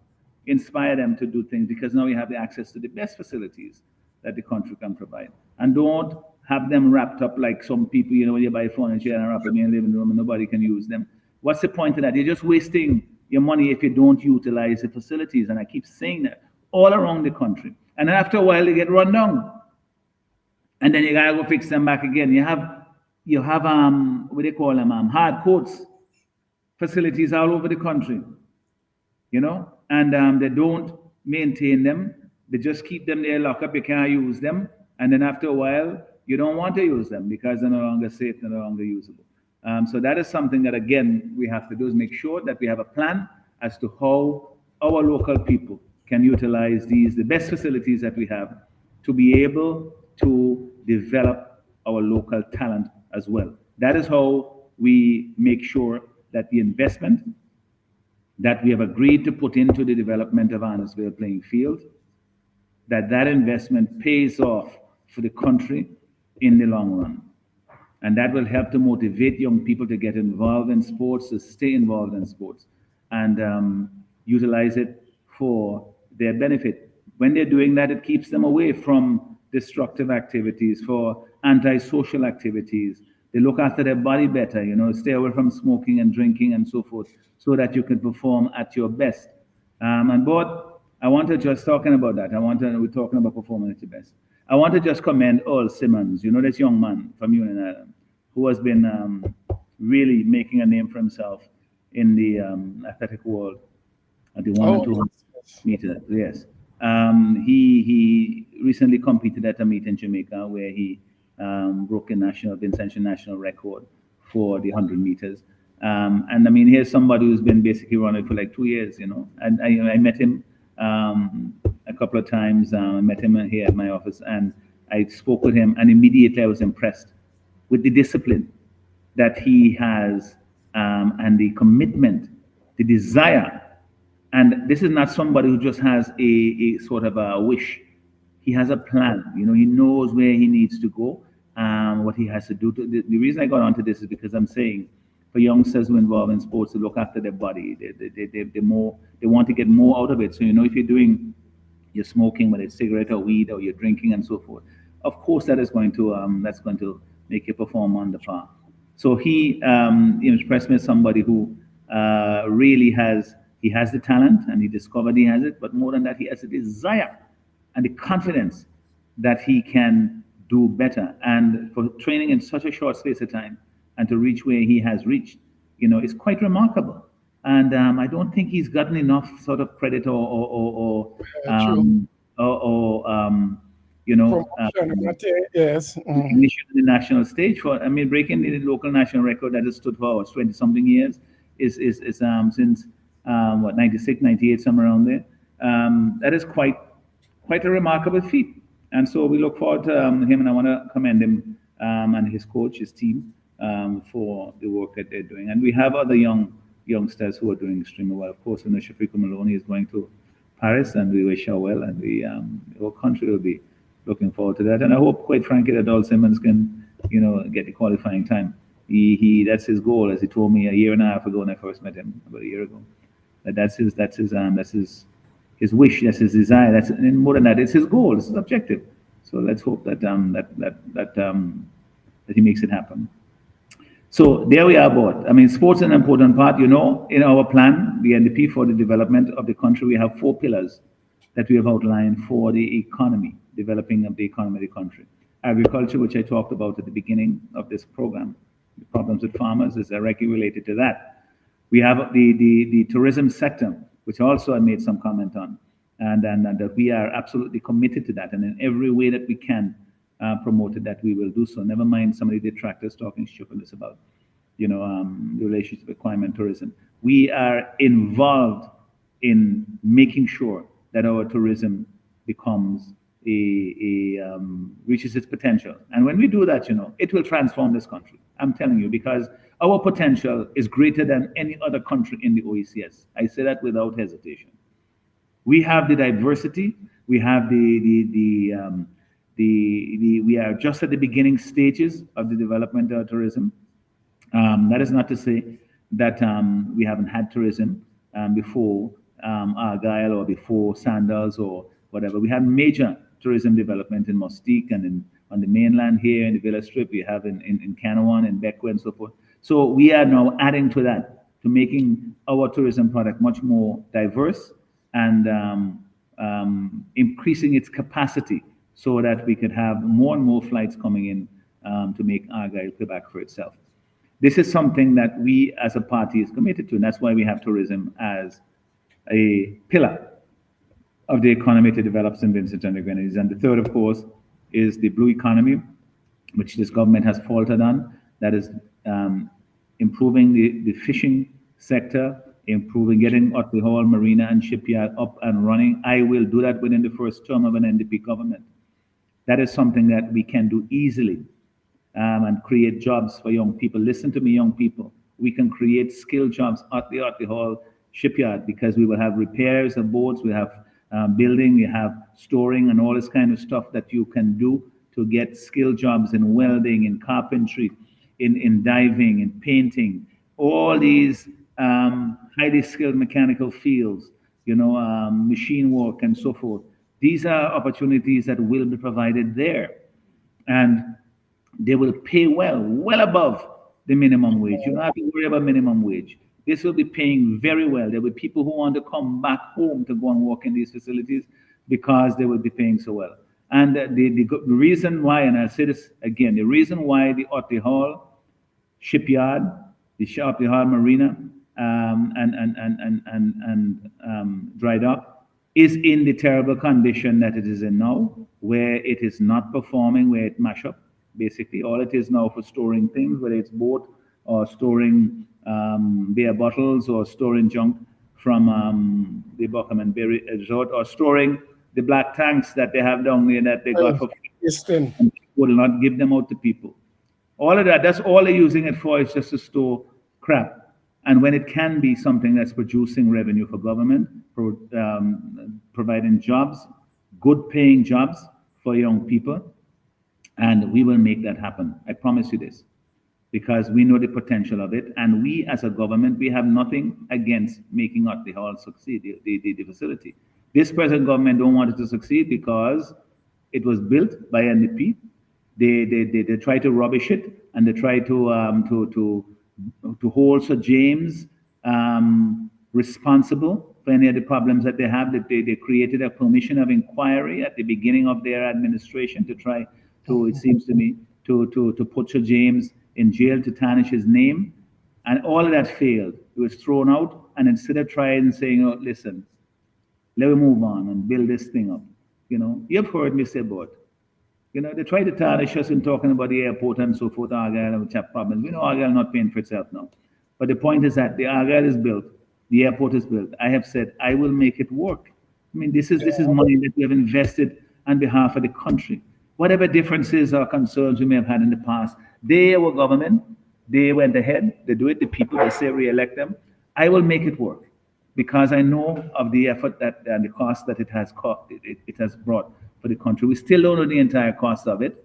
We never had a proper accounting from the government, but we will get that when I get to government. We will know exactly what it costs and where all the money went and how it was done, so that the people have a good view of what the value of the institution is, of the facility is.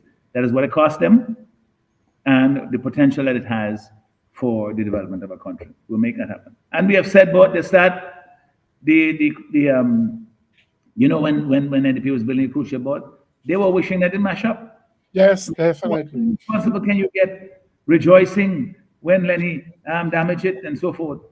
That is irresponsible. They are now building the port down at Bottom Town, and I have said I will complete it as an NDP government. We will make it work as an NDP government because $650 million is not a little bit of money.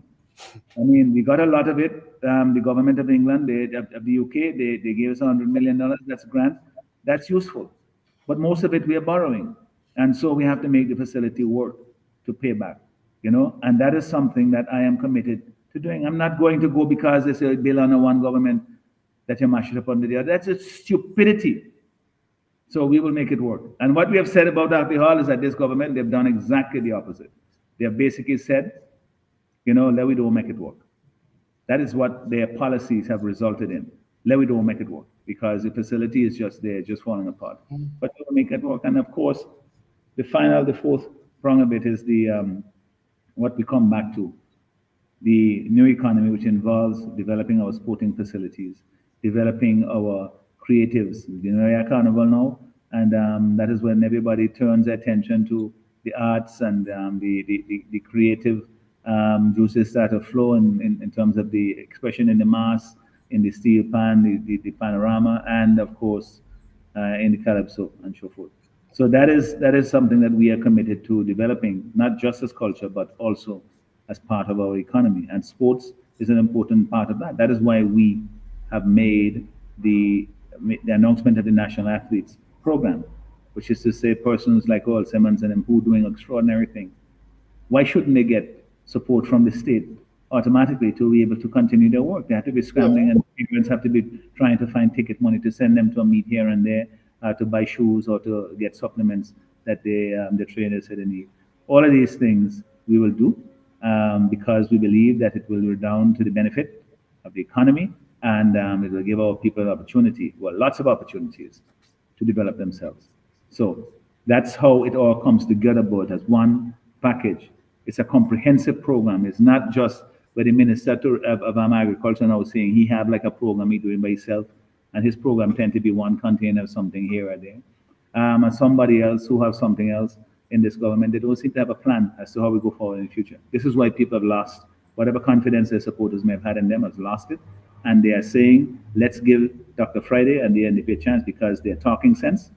Now what we need to do is give them the opportunity to put this to work for the benefit of our country. And I'm willing to do that. So I say, let's get it done. Definitely, and I fully agree with you there.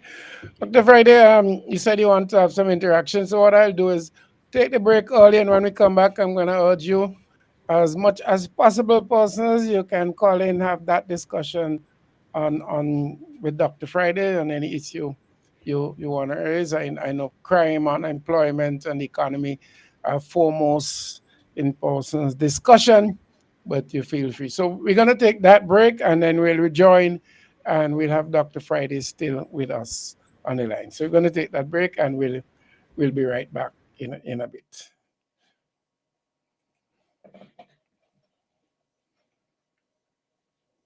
General Hardware still has the best prices on steel, lumber, and plywood. So go on, compare prices. And if by chance you find a better price, no stress. Just talk to the General and they will beat that price plus give you special priority delivery. Yes, General Hardware offers free island-wide delivery on most purchases, so you never have to worry about getting your goods on site on time. Plus, shopping at General Hardware is a pleasant experience with friendly, knowledgeable staff always ready to serve. What more could you wish for, huh? So come to General Hardware for proper service, lowest prices, free delivery, and see why nobody beats the General. Nobody. Get dinner and candles alight, popcorn for your movie night. One stop and get it right. It's that good. We've got what you're looking for. All the brands you love and more. Get everything at Massy Stores. Massy Stores is where you wanna be. We take care of you like family. We do all that we could to treat you like we should. It's that good, it's that good. That good. When you shop at Massy Stores. That good. Massy Stores, our family serving your family. 44 million fans, 11 players, 1 flow. Bleeding we colors, celebrating we greatness. With every 6, every wicket, every moment of glory, we show the world what we made of. Wherever it's played, Flow is proud to be a part of it. Join We Bacchanal. Feel We Energy. This is We Game. Visit discoverflow.co. Flow, official telecom supporter of the ICC Men's T20 World Cup. Lewis Pharmacy. We specialize in friendly service with a personal, professional touch. Hence, we take pride in offering patient counseling on all prescription and over-the-counter products. We welcome inquiries on prescription drugs, vitamins, herbal preparation, fitness nutritional products, cough, cold, allergy, and all other health care products. For the convenience of our patients and surrounding community, we are situated uptown opposite the bus stop at Juicy Building. Our opening hours are Monday to Friday, 8:30 a.m. to 5:30 p.m. Saturdays, 8:30 a.m. to 1:30 p.m. Lewis Pharmacy. Randy's Supermarket is perfect for all your grocery needs. We have a range of liquor, liqueur, and wines. Fresh and quality bread and our weekly specials will simply amaze you. Conveniently opened 7:30 a.m. to 9 p.m. Mondays to Thursdays, and Fridays and Saturdays 7:30 a.m. to 10 p.m. We have competitive prices and friendly staff. Randy's Supermarket, located at Lower Bay Street and Terrell Street. Call us at 456-2994. Randy's Supermarket, where shopping is fun. There are many cleaning companies, but there is only one company that cleans, and that is Vinci Clean. So you don't have to wait for a season. Cleanliness is enough of a reason. Just finish building your dream home and wish to move in? Then Vinci Clean is for you. Do you have oil mark where that car is parked? New tiles just laid and want to remove tile grout? Cement or paint? Vinci Clean is for you. Shampooing of chair sets, mattress, carpet, house cleaning. Vinci Clean is for you. So whatever cleaning you need and for the best prices and quality on the market, telephone 431-1360, 457-1649. Vinci Clean, Vinci Clean, Vinci Clean, the best in service. Introducing Kitty Care Plus Pico Actin Syrup and Mimglobin Liquid from Maya Organics PBT Limited. Kitty Care Plus is an optimum nutrient for growing children. It promotes physical growth and enhances intellectual performance. Pico Actin Syrup has a synergistic combination of cyproheptadine and B vitamins that help to improve appetite and body weight. And Mimglobin Liquid helps to optimize growth and builds immunity. Get yours today. Kitty Care Plus, Pico Actin Syrup, and Mimglobin Liquid. Available at leading supermarkets and pharmacies. Agent Bowman's Pharmacy. Call 456-2235. Get value for your money. Shop at Richardson Motors. Shop at Richardson Motors Limited and enjoy 3 services in 1. Pop into our convenience store for a wide array of snacks, drinks, and toiletries. Visit our mechanic shop for specialized treatment for your brakes, exhaust systems, and wheel alignment at our garage. But there's more. When you shop at Richardson Motors, get a free oil change service, clean, high-quality fuel, or shop from a wide range of automotive parts and accessories. We are conveniently located along the Arnesville Main Road. Drive on up. Reliability, convenience, and variety. Richardson Motors is your number one stop. TK Graves and Company is the number one supermarket, 100% contention. The Intention Supermarket. We've got more of what you're looking for in multiple locations to serve you more and more. In business now for over 50 years, and you will always save by shopping right here. Oh yes, we're number one. TK Graves and Company, and we are Vincent John, a supermarket for you and me. Since 2012, we have provided reliable, professional dialysis services in St. Vincent and the Grenadines. We are now proud to offer you new solutions for your health problems. Each new solution is being delivered to you with the same high degree of care and professionalism. We also use the best technology in the delivery of our services. So, does your doctor need a precise view of what's happening inside your body? Let us perform an ultrasound for you. Ladies, if it's your breasts, then choose our mammography service. For all issues related to men and women's health at any stage in your life, our team can perform the necessary investigations to put your mind at ease and recommend solutions for your problems. If it's to see within your chest or check for broken bones and fractures, then use our state-of-the-art U-Arm X-ray service. For you aging men and women, we can now check your bone density, which will reduce any complications that may arise with overall bone health, osteoporosis, or arthritis. Health Solutions will provide answers and results in a timely, accurate manner in the most comfortable environment, while you are taken care of by well-trained and experienced staff. Please call us today at 451-2836 or 434-3170, or visit us online at healthsolutionsSVG.com. You can also follow us on Facebook or Instagram. Health Solutions, where we are providing solutions in SVG with care.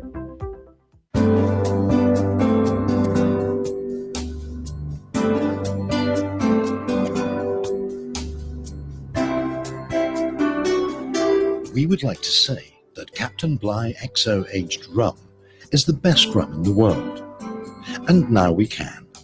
Voted the world's best rum at the World Rum Awards 2014, Captain Bligh XO Aged Rum. World class in a glass. Bonnedy Supermarket in Kingstown, serving the nation with quality service and excellent prices. At Bonnedy Supermarket number 2, located at Upper Middle Street, we are proud to serve you. We are second to none. Call us at 457-1616. We at Bonnedy Supermarket number 2 will always be here for you. Bonnedy Supermarket, serving the nation with quality service and excellent prices.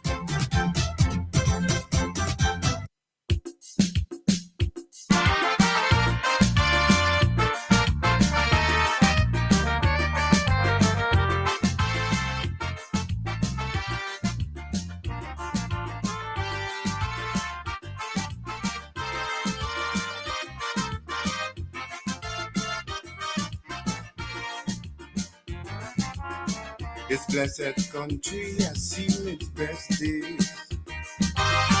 Just look at it now, it's torn to pieces. How did we get? 5 minutes after the 1 o'clock hour, you're listening to the Newtimes Program for Monday, the 3rd of June. I'm your host today, Clement But Francis. Thanks for joining me on the program. Also with me in live stream is our leader, Dr. the Honorable Godwin Friday.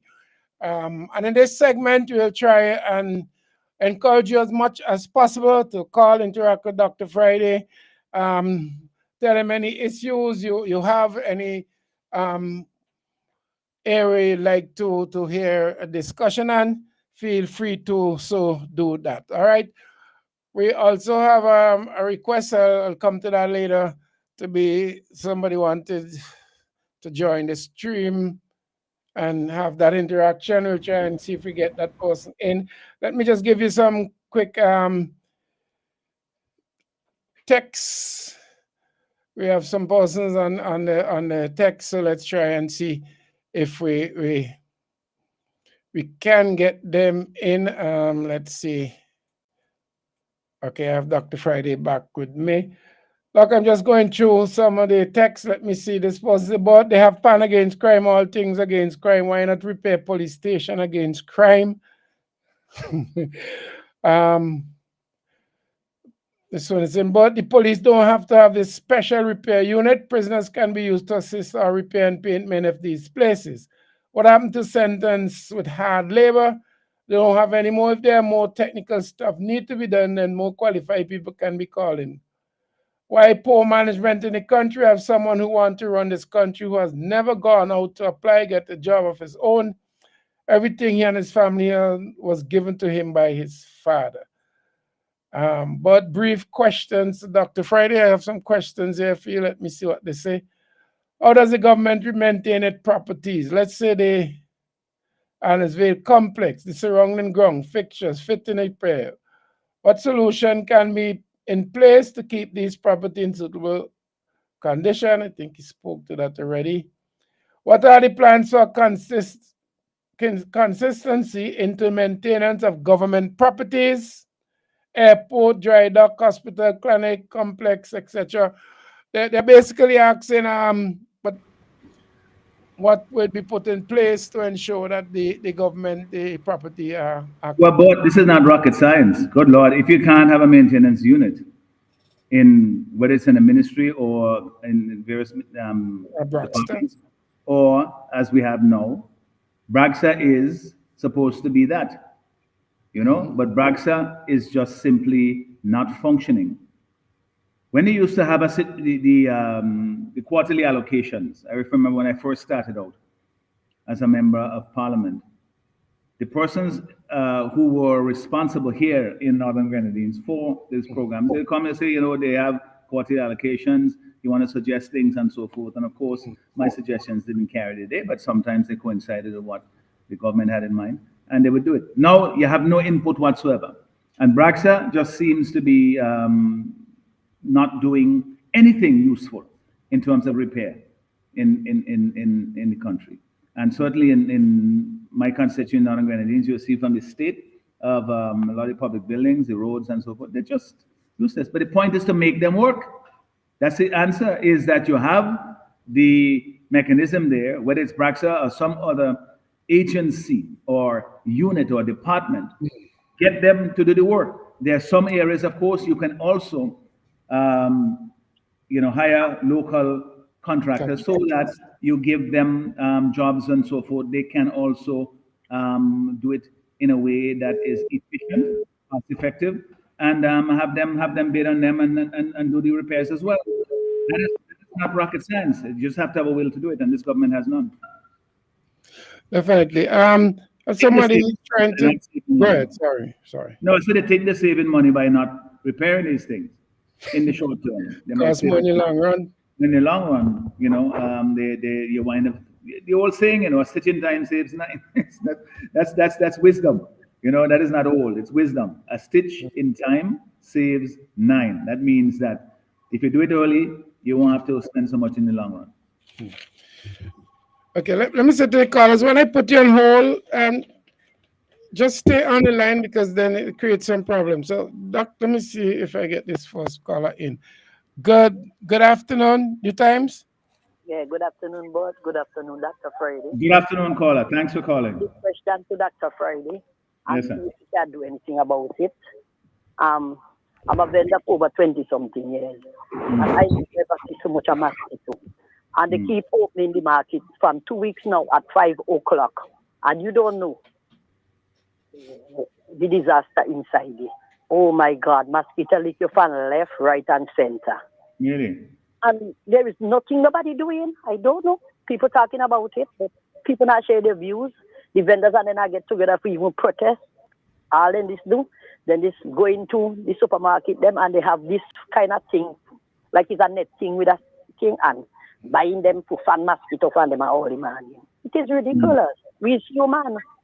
Yes, we Agreed. human. And So you this, have this to has this been brought to the attention of the market management? Which market are you talking about? The central market or?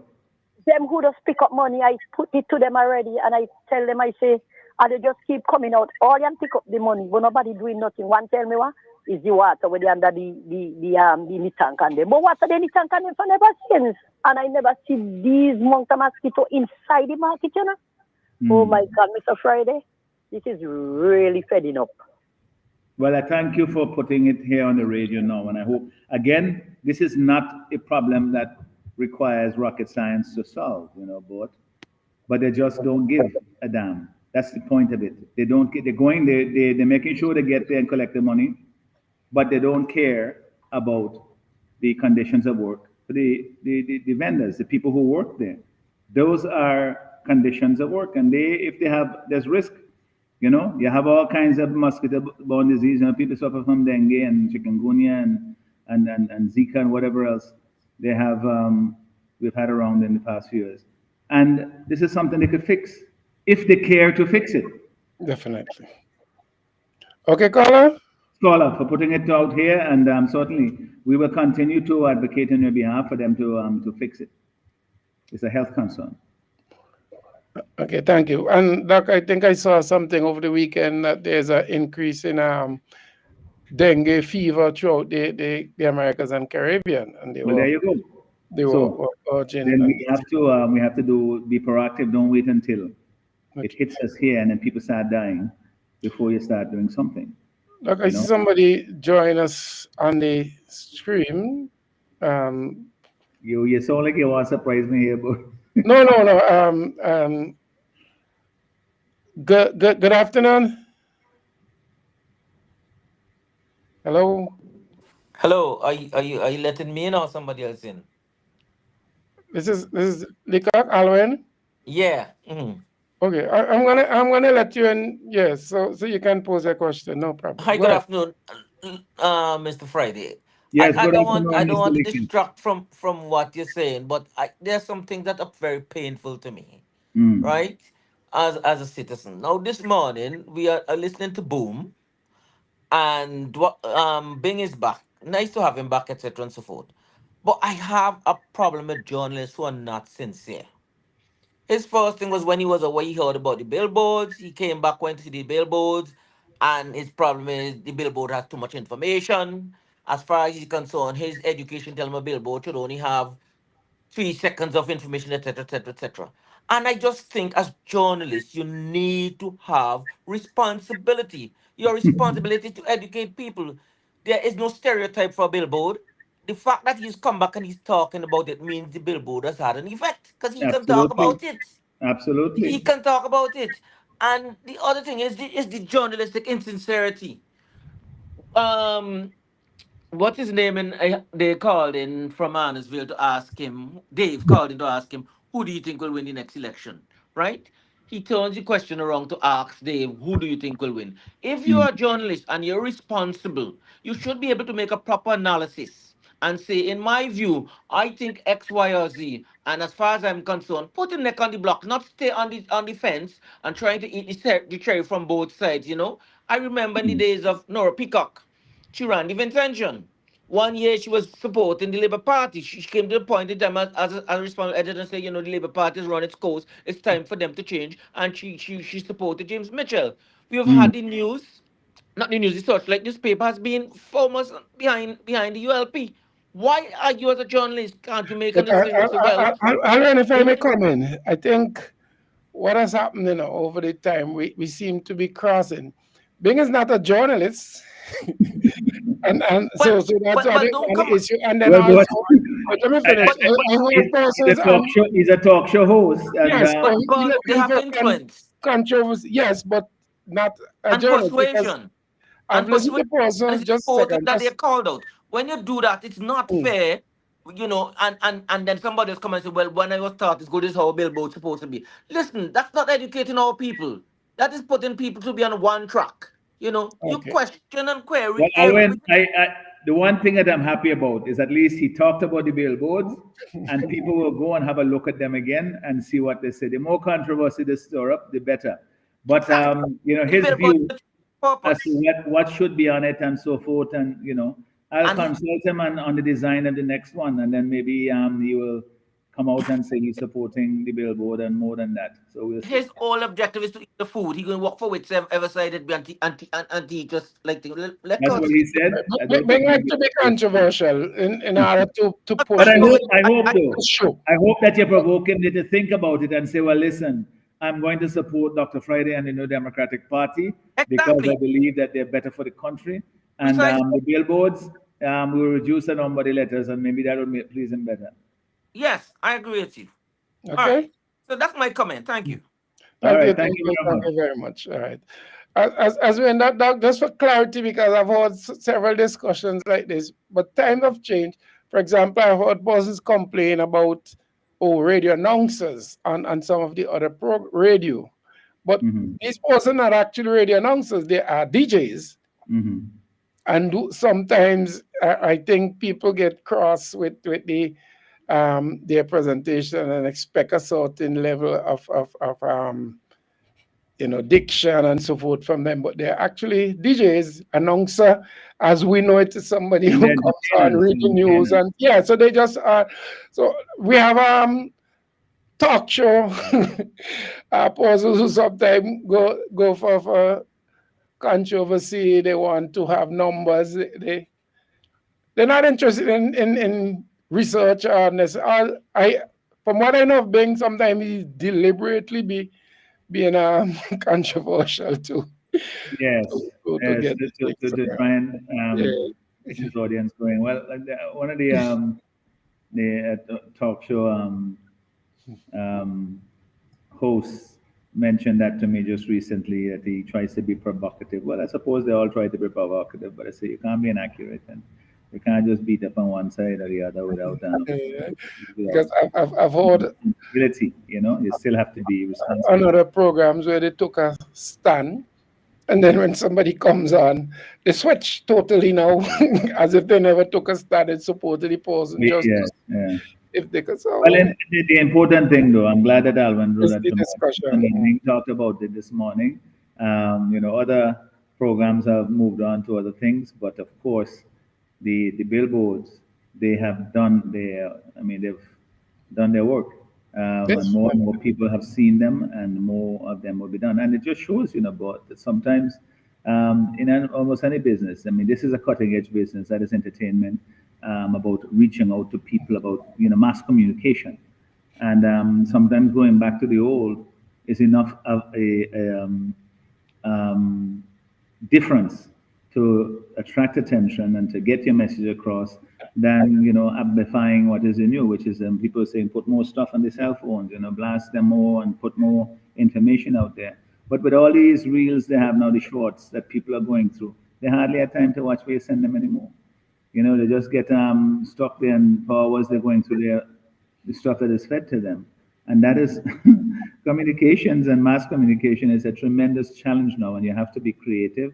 And anything that make people stop and sort of look, that is what you do. And the billboards certainly have done that. And the controversy that was stirred up over the one over at Gibson Corner about the crime situation in the country certainly has drawn attention and discussion on the crime. I met someone yesterday at the function that I went to, the Indian Arrival Day function, and that was one of the his main interest in commending, well, at least commending the NDP for the attention that we've drawn to crime and to continue to suggest, to promote solutions, and then essentially don't let the subject go because it's a serious problem. So I got some encouragement from that, and it shows that our message on that particular subject is certainly cutting through. Yes, because it has. I mean, I for one was glad because I think it just generate the discussion and did what we wanted. Crime is a problem. Let's talk about it. And And that still, was the prime minister he come back and instead of talking about crime, he talk about everything else but talk crime. about animals and things. And all kinds of animals, yes, and things that are irrelevant. And quite frankly, it is taking the people for granted because here you have a discussion about a serious subject matter and you're turning it into a discussion about the people who put up a billboard. And, everything but the subject matter of the billboards, which is that crime is out of hand in St. Vincent and the Grenadines. And we talk about the crimes of homicide, the murders that are committed, the killings, as the ones that attract the most public attention. But as we well know, there are robberies, home invasions, yacht invasions, theft. There is predial larceny, the thieving of agricultural produce and animals, which is endemic throughout the country. And farmers over and over again suffer in silence and it's causing great harm to the economy of this country. And nothing is being done. You don't hear Sabota as a Minister of Agriculture talking about this as though it is an urgent problem, which it is. And so we in the NDP have put it on the front burner and we will continue to do so. It may not be the sexiest topic for journalists and for various other people who are looking for high profile stuff, but it certainly affects a segment of the economy and farmers, and we will help them. Dr. Friday, are you what is your emotion when it comes? Are you disappointed, surprised, not surprised? In terms of the Minister of National Security reaction to these things, were people expectations maybe a little too much in hoping that he would have spoken to these? Well, as Minister of National Security, he has failed. That is the first admission he should make. Because if you have a situation where you have 2 years in a row, where you have record homicides in the country, where you have serious problems with predial larceny, theft, home invasion, break-ins, and so forth, yacht crimes, you have to say on the record, looking just at the statistics, the Minister of National Security, who is the Prime Minister, has failed, and that's why we have said that the Minister of National Security, any place else to go, if you were not the one deciding who get the job, he would have been replaced long time ago with somebody who's more effective. And that's why we call for him to hand that job over to somebody who focuses on it as their primary responsibility. He's distracted by too many other things. You're traveling all over the world and dealing with problems here and there. And the ones that are concerning Vincentians, he don't seem to have the time for them. Excuse me. And so this is something that very clearly the government has failed. And disappointment, I don't know. I mean, of course, we're always disappointed when you have matters that are of great importance to the country, especially serious matters like this, like crime. And the minister, the government doesn't pay attention to it. But remember, that is what started our campaign in the first place. That the fact that the government was not paying attention to it. And so we put up the billboard to draw public attention to say, demand that the government deal with this problem. And they continue to do the same. So the only thing that we can do now is to change the government because they're not listening anymore to people. So the people of this country must get together, and say, as a young man said to me yesterday, and they were off in Kingston when he came back from the boat ride with North Windward young people, that it's time for a change in the government and support the New Democratic Party, support me. Let's bring the change together. I want to say to the young people again, this is your election to make your voices heard. When you come together and say, it is time for a change, we are going to join with Dr. Friday and the New Democratic Party to bring this change about, and we work together, nobody can stop you. No matter what thieving they do, no matter what kind of things that they get up to, they can't stop it because you will bring the change in this country, become an irresistible force for change in St. Vincent and the Grenadines. So young people, let's do it together. Let's get it done. This is your future that is at stake here. We will make things better for young people in this country. I promise you that. And we will work with you to get it done.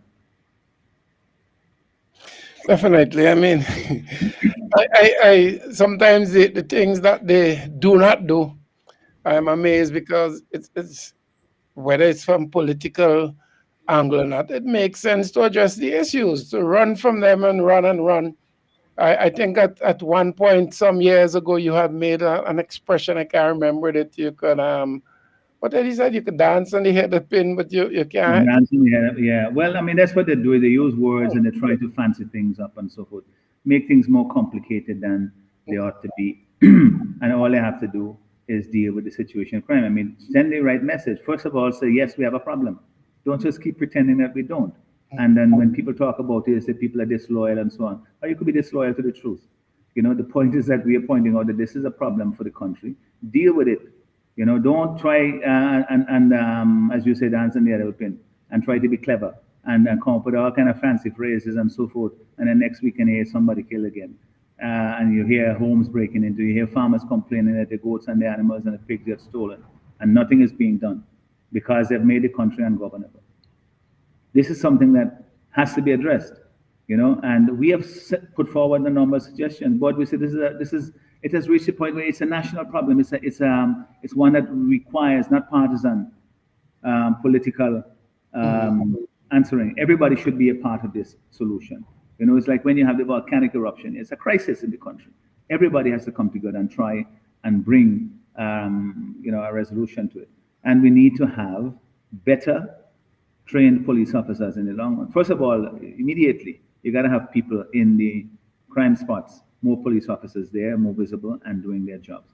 But to do their jobs, they have to form bonds with the community. You can't go in there as though you are an occupying force. You have to to form better relationships. And I must say, I mean, the signals coming from the present commissioner seems to be that he understands this, not more than understanding that he is, he recognized the importance of creating these links. You can't deal effectively with crime unless you have the community on your side. And too often the police is perceived as though they are an occupying force, that basically they are policing you rather than they are working to defend and protect you. Not everybody is a criminal. You can't suspect everybody or treat everybody as though somehow, that you're the boss and you just have to listen to whatever the hell they have to listen to what you tell them and they have to do what you tell them, whether it's rational or not. Try and use a little bit more honey than vinegar, and work with the people. And you will see that the people will be willing because they want to live in communities that are safe. They want to be able to work with the police as well, to be able to bring back safety and security in their communities.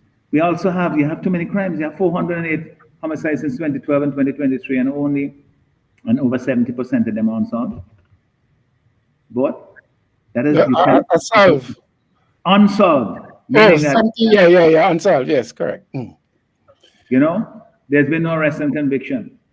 And so then people wonder if the system is functioning. And so we need to have more effective policing, better investigation. You can't wait for people to confess because when you go to court, when a lawyer will tell you most of the confessions don't stand up in court.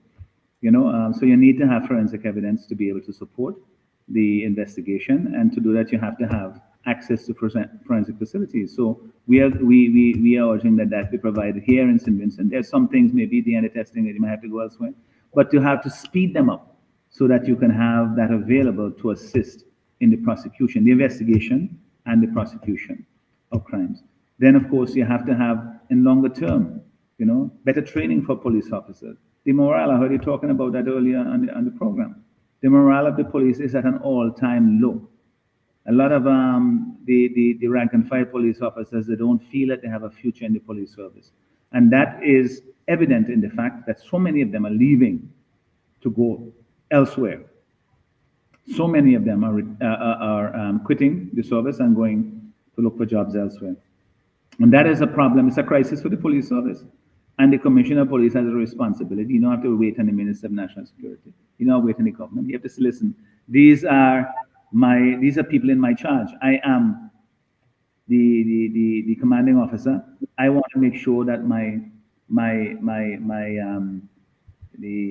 those who are under my command, that they are effective, that they're well trained, and that they are treated with dignity and respect. And when you do that, you get more out of them. As it is now, the living conditions in some of the police stations are, they are abysmal. They're terrible.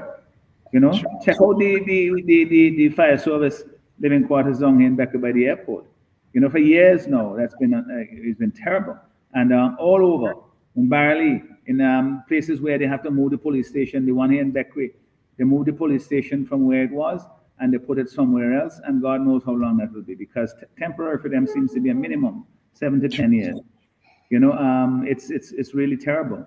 So yes, the morale of the police have to be up, otherwise they're not going to feel like they're doing a job. When a farmer call them and tell them, listen, I see somebody in the field here, and I have a few hands of planting ready to come, please come. That they're going to tell you we can come in the morning. When you come in the morning, the man done gone with the planting already. They feel motivated to get up and say, okay, fine, let's go and see if we could help this farmer. And somebody break in your house and you saw you need investigators to come. They can't tell you, okay, they can't come today because they have transportation, they'll come tomorrow. Yeah, come now when the evidence is fresh. These are things that the morale of the police service is critically important for getting the best out of the people. They're human beings. And if you treat them in a way that says you don't respect them, then they feel, well, why am I even trying? I mean, of course you expect that as professionals, you will do your job, because you ain't working for the commission, you're working for the people. You ain't working for the Minister of National Security, you're working for the people. You're serving and protecting, which is what you are sworn to do. So, but for most of the officers, they would want to see the promotion, the training, all of those things are done on a merit basis rather than who you know. And then, of course, long term, we have to create jobs in the economy, give people a stake in the future of the country, that they don't feel that they have to grab what they can by whatever means necessary, because there's no better way to get it. And the way to do it is to grow the economy and let people feel that there's opportunity to find employment, but also that the employment is such that they will get paid a wage that they could get ahead, that they're not working poor, but they are working and improving their living standards. Those are some of the problems that we have to confront. Some of them are short term, medium term, and longer term.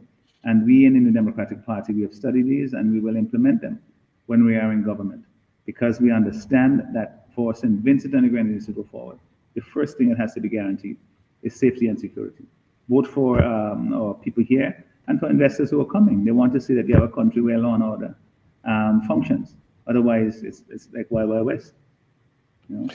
Dr. Friday, you're going to be coming into government with a lot of issues. Very, very few, if any, I can't think of any, but I'll use the word few, area in the country is functioning as it ought to be. Tourism, no agriculture, no the road infrastructure, no security, no. You're going to have a lot of work to do. But they're digging a deep hole for me, let's put it that way. But every day they dig deep, I put another rung on the ladder. So we make a long ladder and we will get out of it. And this country will get out of it. But we don't want it to get so deep that we can't get to the bottom, and that's when you become a failed state. So this is the time for us to act. This is the time for all of the people of this country who love St. Vincent and the Grenadines, who believed in the dream of those persons who represented us when we became independent back in 1979. Those persons who fought for liberty and freedom in this country, for the expansion of rights of our people, for economic and political opportunity. Those are the things that we value as a society, but they're not guaranteed. You have to fight for them. You have to work for them. And this present government, they came with all their big promises and so forth. They build their big projects, and the people of the country are still getting poorer.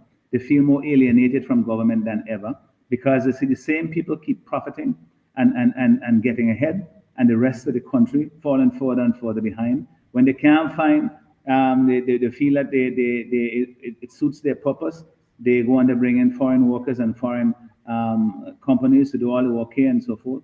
And certain people benefit, but most of the people in the country don't. That is not development.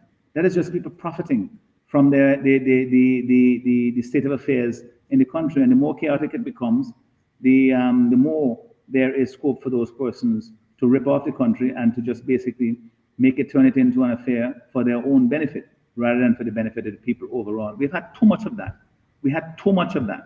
We need now to change, to go back to the fundamental principles of government, of responsible government, that is to say, responding to the needs of the people, but also following the rules by how our finances are managed, by how our ministers are accountable in cabinet and in parliament, and ultimately to the electorate.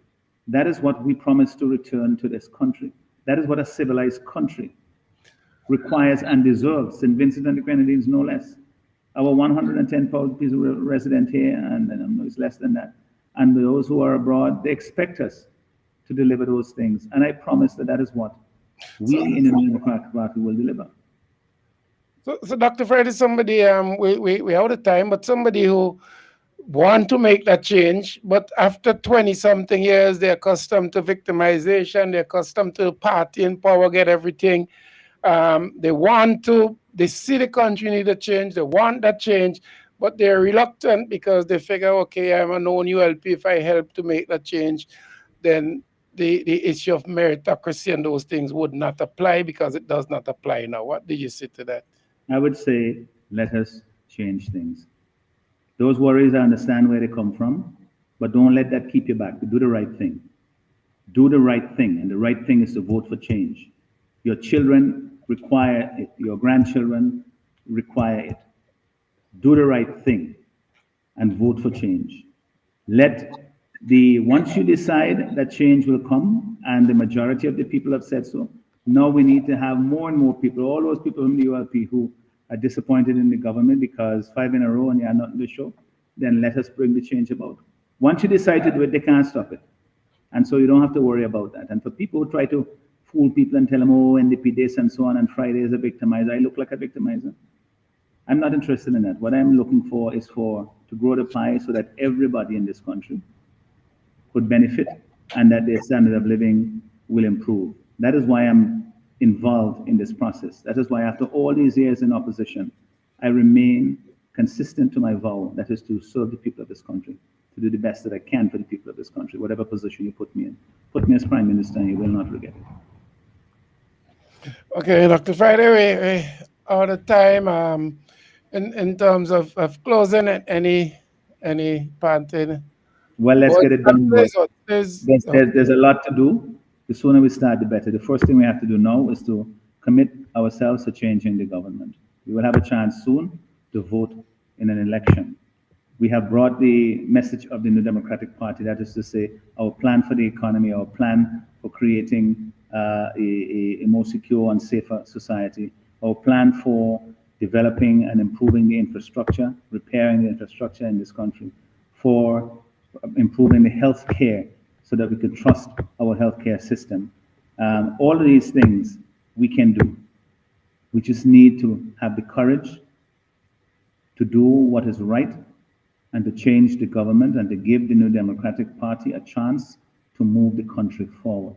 That is your right. And what I have said to you consistently over the years and what I will say to you now, we will do what we tell you that we will do. If we can't, we'll come back to you. We're not going to be feeling like we are lords over the country and try to bamboozle people. Honesty is really the best policy in government, because when you take the people on board and you trust the people to make the decisions that are best for them, then that is what will happen. They will get the best out of government. That is what responsible government is. We have gone away from that. Ralph and the ULP, they feel like it's their country, they could do whatever they want. I mean, look at the last budget vote. You had a budget debate and the government shut down the budget without letting their minister speak. Geez, who does that as a government? You are basically saying my ministers have nothing to say. In fact, they don't have to say nothing because this is our country. We will do whatever the hell we want. We don't have to come and defend the budget. We don't have to come and tell you what we're going to do in the country and so forth in the next year. Because what? We're the boss. Let's change that. But more importantly, let us turn the country around and bring a brighter future for those of us here now and for those in the future. And when we do it, we're doing it for all of us, but not for some, for all of us, because that's how this country will go forward better. Thank you very much. Thank you very much, Dr. Friday, as usual. And let me thank all those persons who took part in the program. Really a pleasure to have you. Tomorrow is Tuesday. We'll be back tomorrow with another Newtimes program. Brother Colin should be in. Do have yourself a lovely day. Take care. And thanks for being here with us. As we always say, you could be somewhere else, but you choose to be with us. Do have yourself a blessed day. Take care.